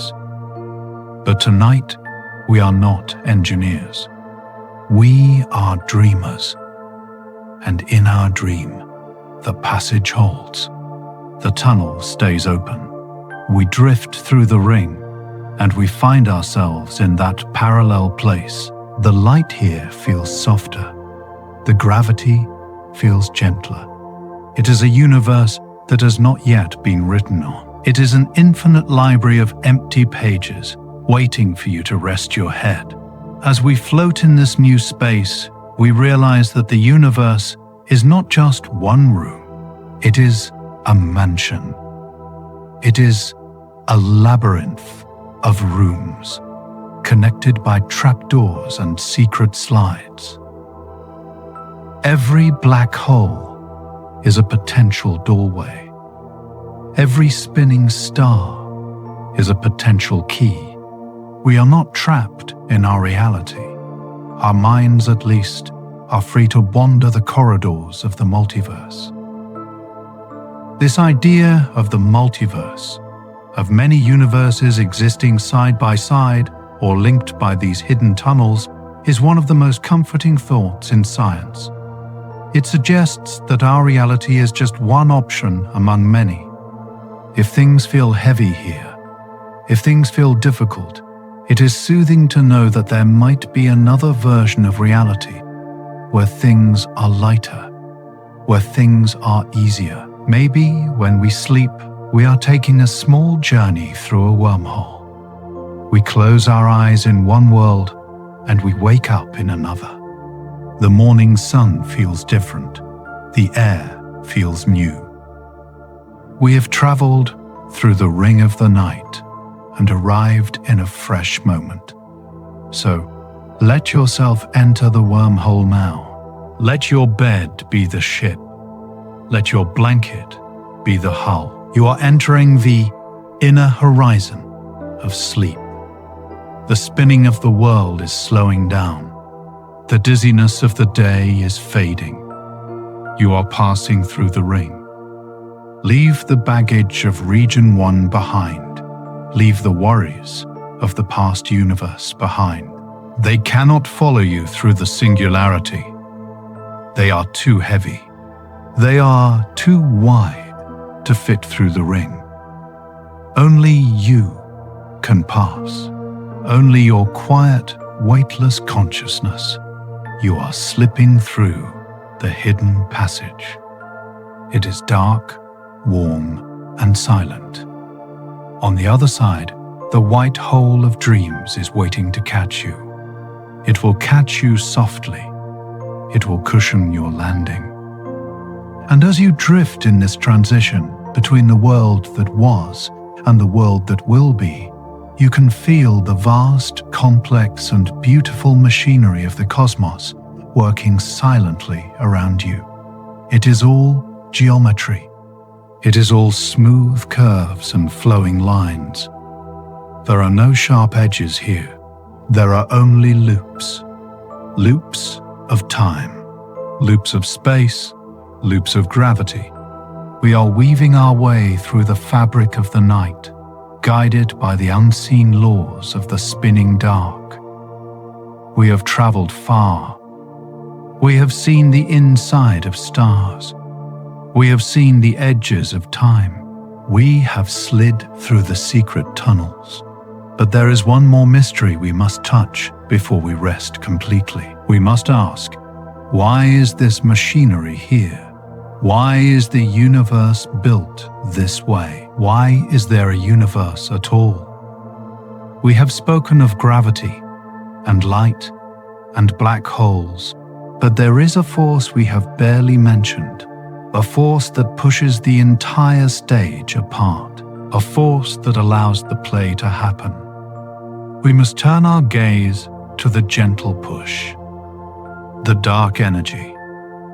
We must understand just how lucky we are to be here, floating in this perfect, delicate balance. We are going to look at the numbers, but do not worry, they are sleepy numbers. They are numbers that tell a story of impossible luck. They tell the story of a universe that was fine-tuned just for you. We have traveled through the hidden tunnels. We have touched the edges of black holes and felt the spray of white holes. We have seen how the universe folds space and time into loops and rings. But now, we step back. We drift away from the specific objects, the stars, the remnants, the singularities, and we float into the open sea. We find ourselves in the deep void between the galaxies. It is quiet here. The stars are distant islands of light, far, far away. The darkness is vast. It stretches out in every direction, seemingly empty, seemingly still. But as we rest here, suspended in the nothingness, we begin to feel something. It is not a pull. It is not the familiar tug of gravity that anchors us to the earth or the sun. It is a push. It is subtle. It is pervasive. It is the faintest, most gentle pressure imaginable, and yet it is moving the entire universe. This is the mystery of the gentle push. For a long time, we thought that gravity was the only conductor of the cosmic orchestra. We thought that because gravity attracts, because it pulls massive objects together, the expansion of the universe must be slowing down. We imagined that the galaxies were pulling on each other, like friends holding hands, trying to keep the circle from getting too wide. We assumed that eventually the universe would get tired of expanding. It would slow, and perhaps one day it would stop and fall back together. But when we looked closer, when we measured the light of distant supernovae, we found something that shocked the waking mind but comforts the sleeping soul. It is speeding up. The galaxies are drifting apart faster today than they were yesterday. The space between them is stretching. It is as if the cosmos is taking a deep breath in, and instead of exhaling, it just keeps inhaling, deeper, wider, more spacious. What is causing this acceleration? What is pushing the galaxies apart against the will of gravity? We call it dark energy. It is a name for something we cannot see, something that does not shine or reflect. But do not let the name fool you. It is not a shadow. It is a presence. It is the energy of space itself. Imagine that the vacuum is not empty. Imagine that every cubic inch of nothing is actually bubbling with a quiet, invisible potential. This potential has a strange quality.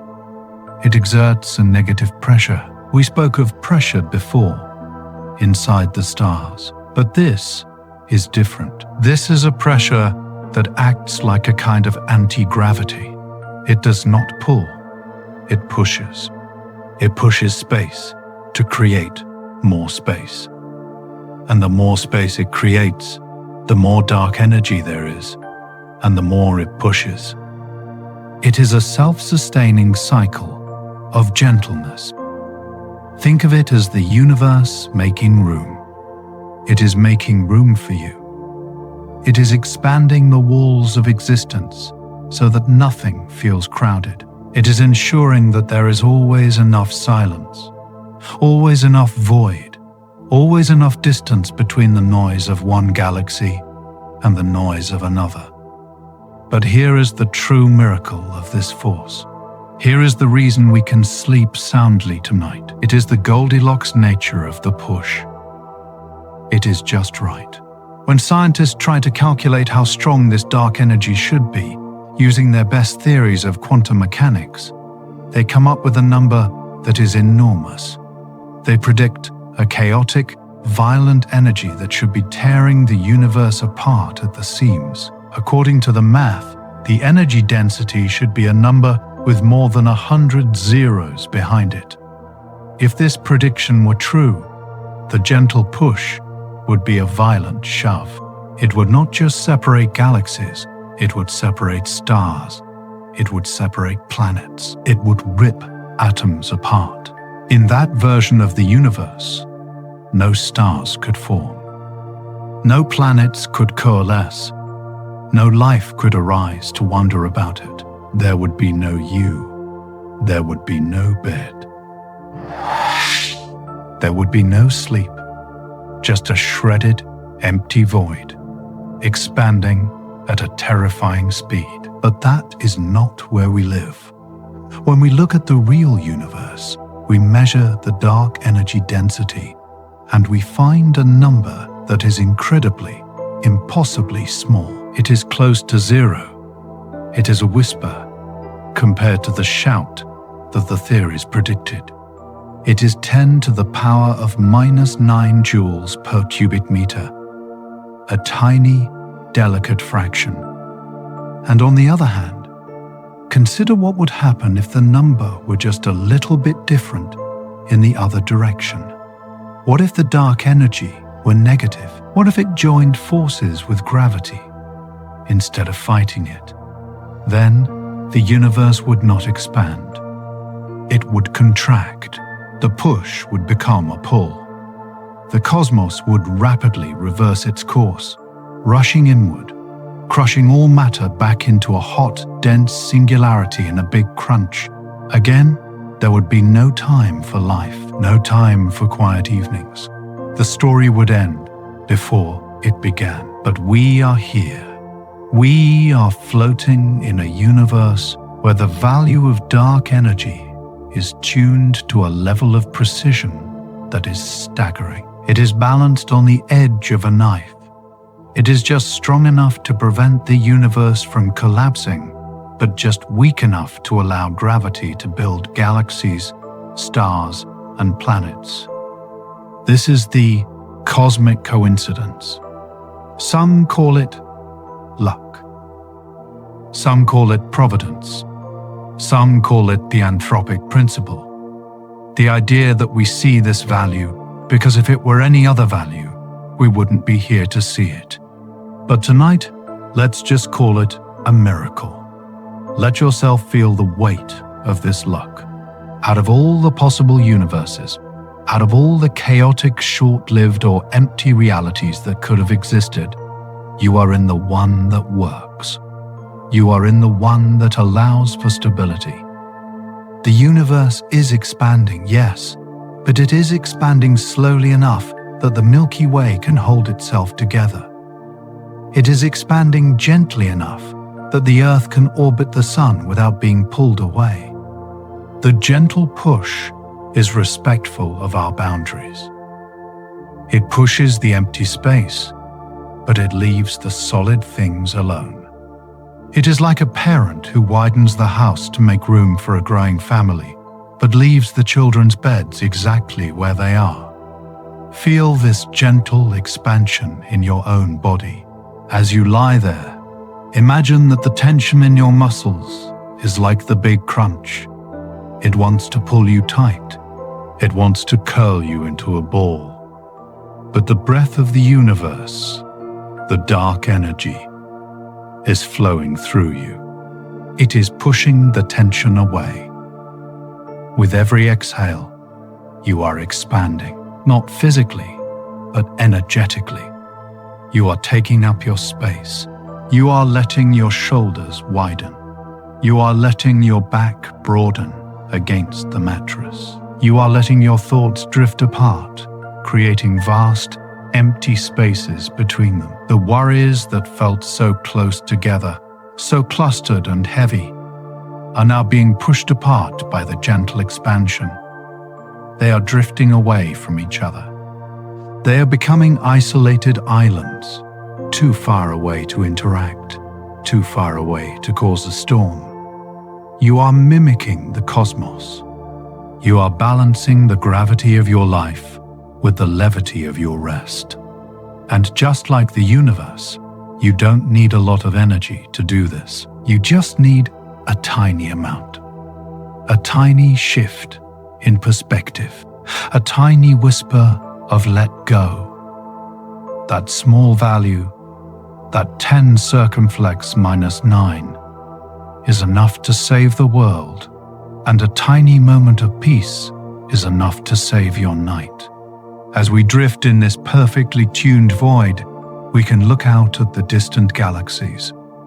We see them receding. They are moving away from us, carried by the flow of space.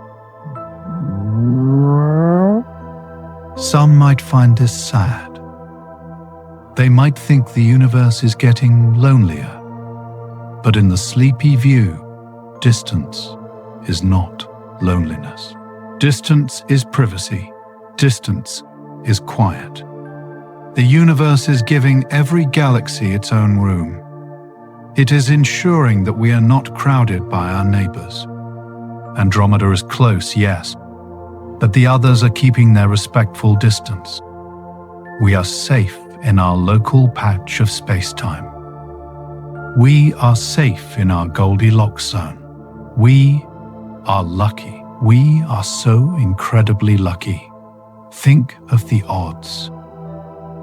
Think of the 120 zeros that had to be cancelled out.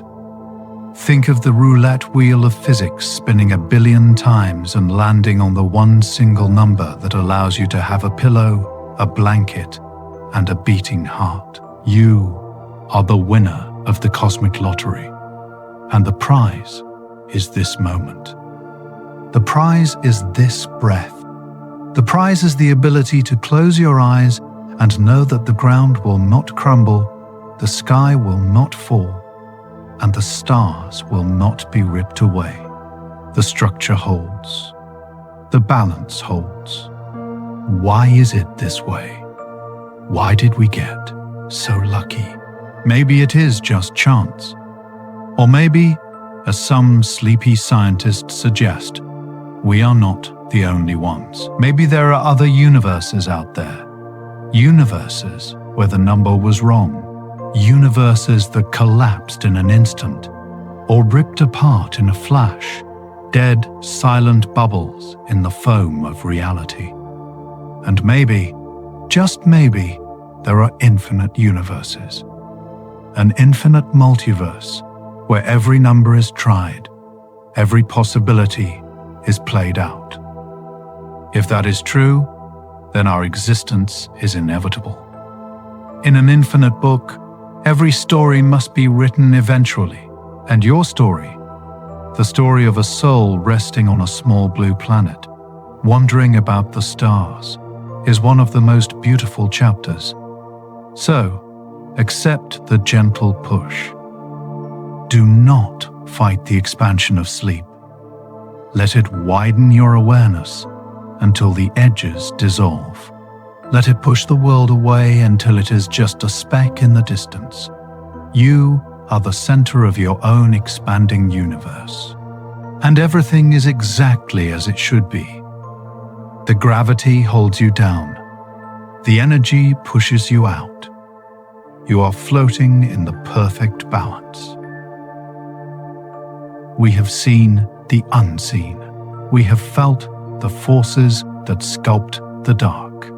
We have traveled from the furnace of the stars to the cold crystals of the white dwarfs.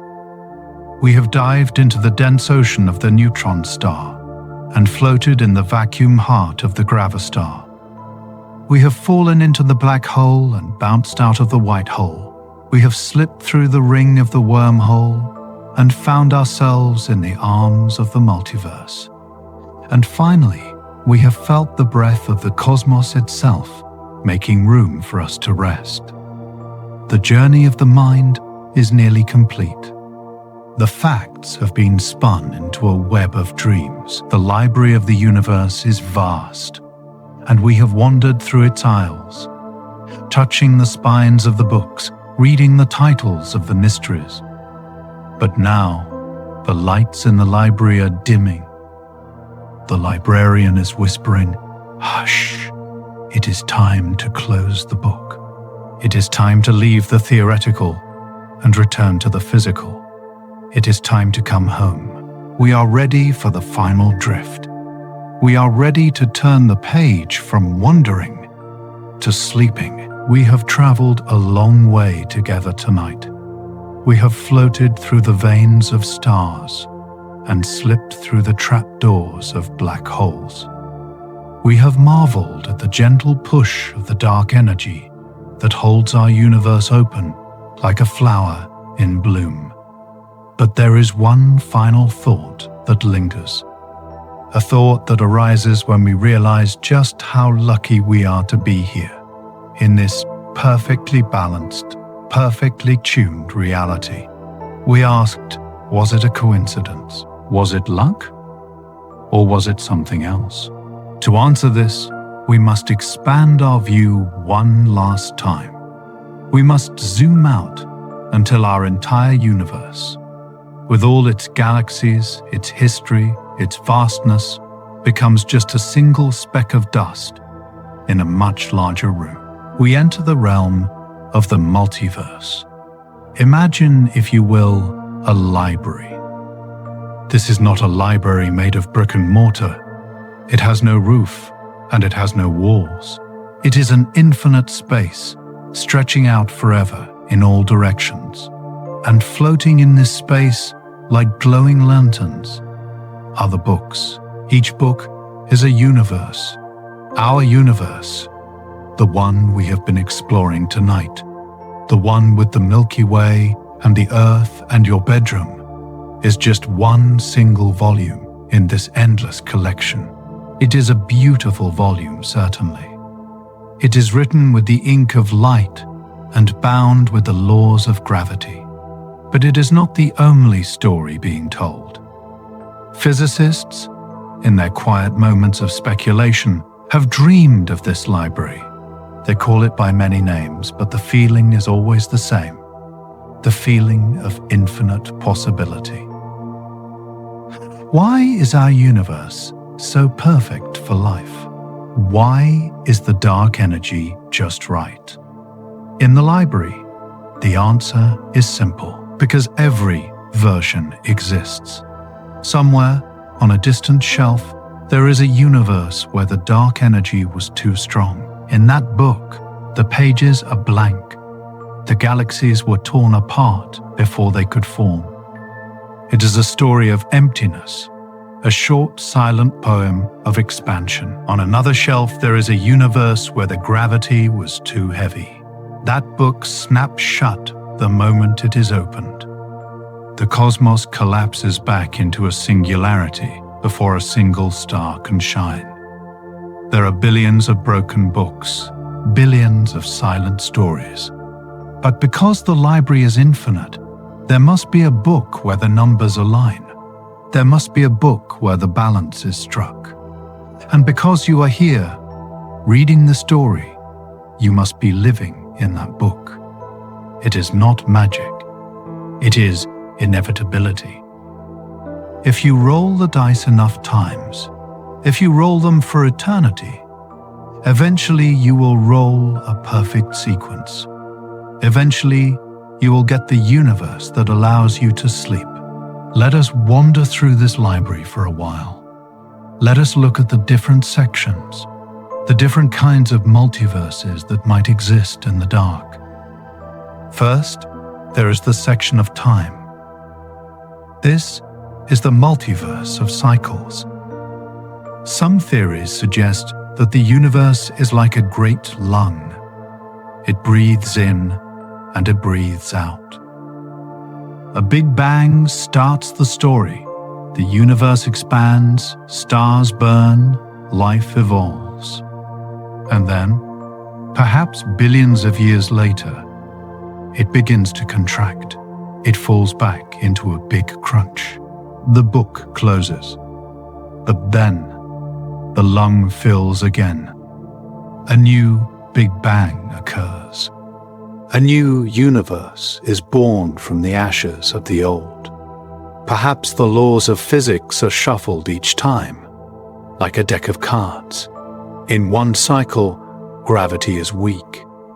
In the next, light travels slowly. We might be living in the billionth iteration of this cycle. We are the current breath.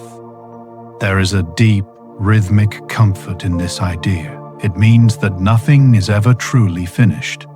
Ends are just beginnings in disguise. The universe tries and fails and rests and tries again. It has all of eternity to get it right. And tonight, you are part of the successful attempt.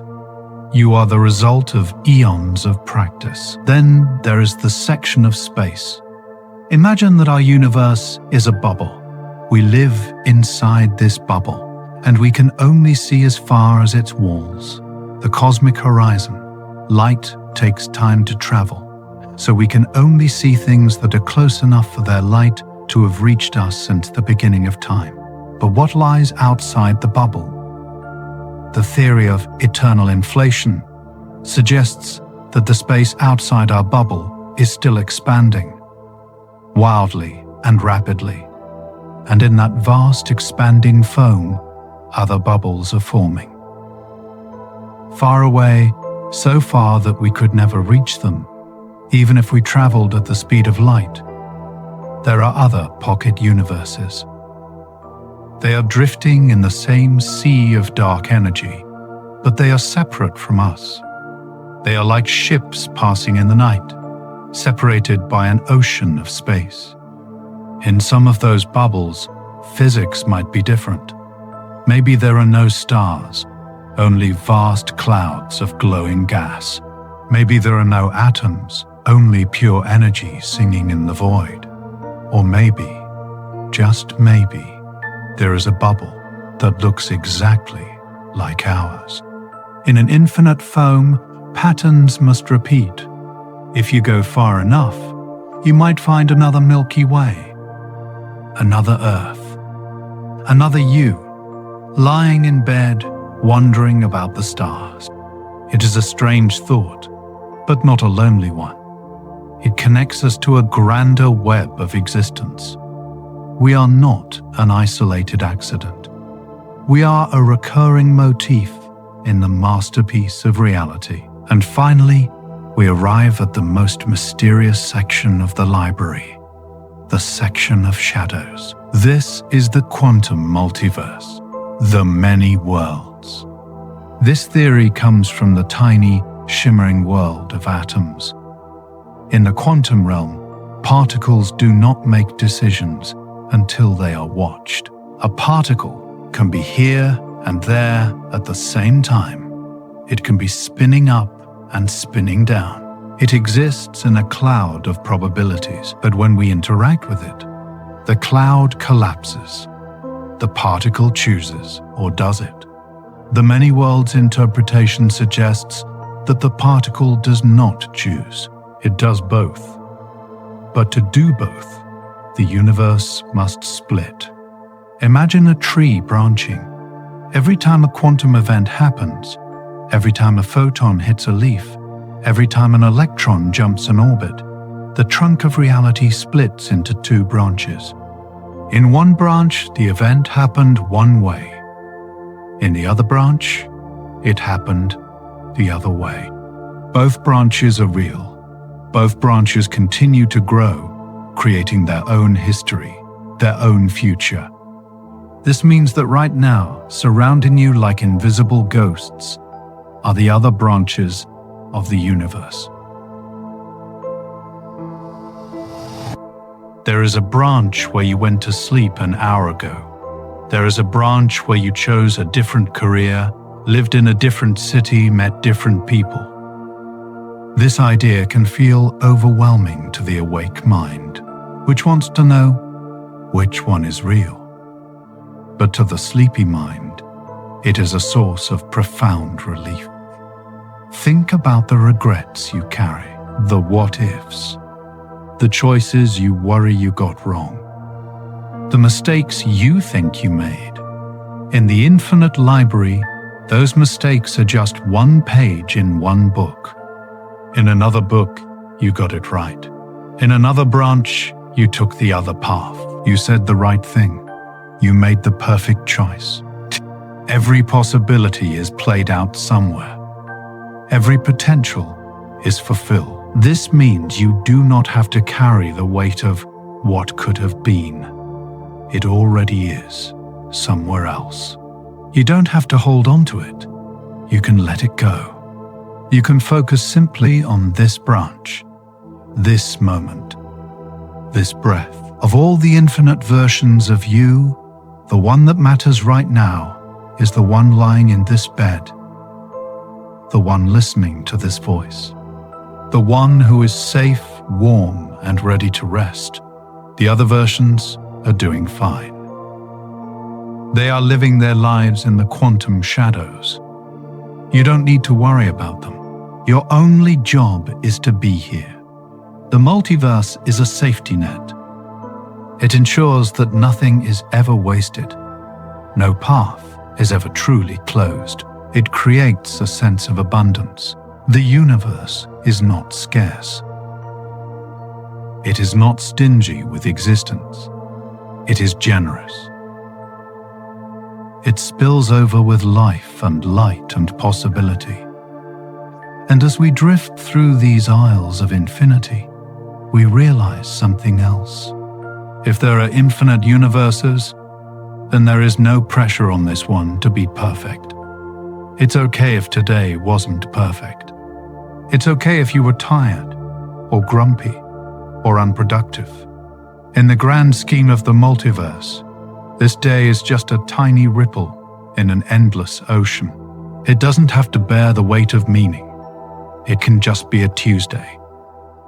It can just be a night where you need to sleep. So, let the library fade. Let the books float away into the dark. Let the bubbles drift off into the foam. Let the branches of the quantum tree dissolve into the mist. We have seen enough. We have known enough. We return to the center. We return to the single solid fact of your body on the mattress. This is your universe tonight.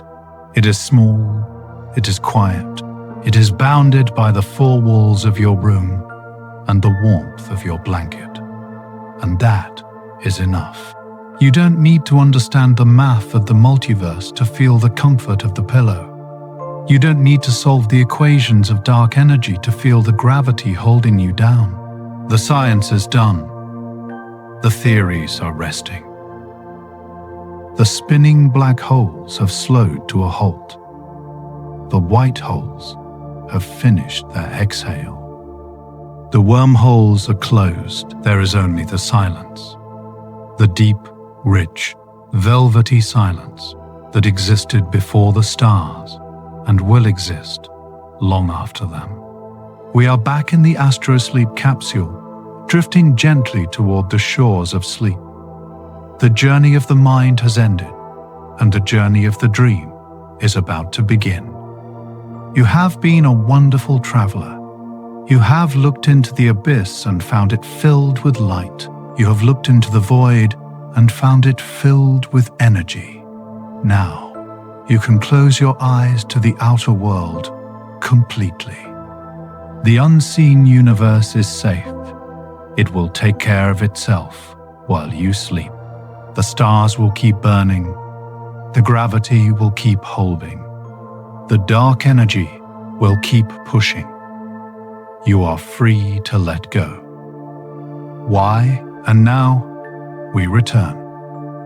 We drift back from the far reaches of the multiverse, back from the edges of the infinite library. We leave the bubbling foam of parallel worlds behind. We leave the spinning rings and the silent shells. We drift inward, past the distant galaxies that are rushing away into the night, past the spiral arms of the Milky Way, glowing with their ancient steady fire, past the orbit of Saturn, past the quiet red dust of Mars, past the watching face of the Moon. We return to the most important point in the cosmos. We return to you. You are back in your room. You are back in your body. But you are not the same traveler who left an hour ago. You are heavier now. You are quieter. You have touched the hem of the universe's robe, and you have seen that beneath the chaos there is order. Beneath the noise there is silence. We have spent our time tonight exploring the unseen. We have looked for the things that hide in the dark, and we have found that the dark is not something to be feared. The dark is the bedding of the universe. It is the soil from which the stars grow. It is the cushion that holds the galaxies apart. It is the gentle push that makes room for existence. You can trust the dark. You can trust the unseen forces that are holding you right now. Just as gravity holds the atmosphere to the earth, preventing it from drifting away, it holds you to your bed. It anchors you. It says, you are safe. You are home. You do not need to float away. And just as the dark energy pushes the universe open, creating space for new things to be born, sleep creates space in your mind. It pushes away the clutter of the day. It widens the walls of your awareness so that you can rest without restriction. If these calm, curious explorations of the cosmos have helped you unwind tonight, and if you feel a little lighter knowing that the universe is vast enough to hold all your worries, I invite you to like or subscribe to the channel. It is a simple way to help other sleepy souls find their way here, guiding them out of the noise and into this shared sanctuary. And now, let all of that drift away. Let the images dissolve. You do not need to remember the definition of a Gravastar. You do not need to recall the geometry of a black hole. You do not need to understand the math of the multiverse. Those were just stories to tire the mind, little riddles to distract you while your body prepared for rest. Your mind has done enough work for today. It has traveled billions of light years. It has solved the riddles of gravity. It has earned its rest. You can let the facts fade like mist in the morning sun. Let them turn into soft, abstract colors. Let them become the background hum of your dreams. The universe will continue its dance without you. That is the greatest comfort of all. The stars will continue to fuse hydrogen into helium. The white dwarfs will continue to cool. The black holes will continue to spin. The galaxies will continue to fly apart. They do not need you to watch them. They do not need you to worry about them. They are running on a perfect, eternal clockwork. You are free to resign from your post as the observer. You can turn off the telescope of your eyes, let your eyelids feel heavy, so heavy. They are like thick velvet curtains closing over a stage. The play is done, the actors have bowed.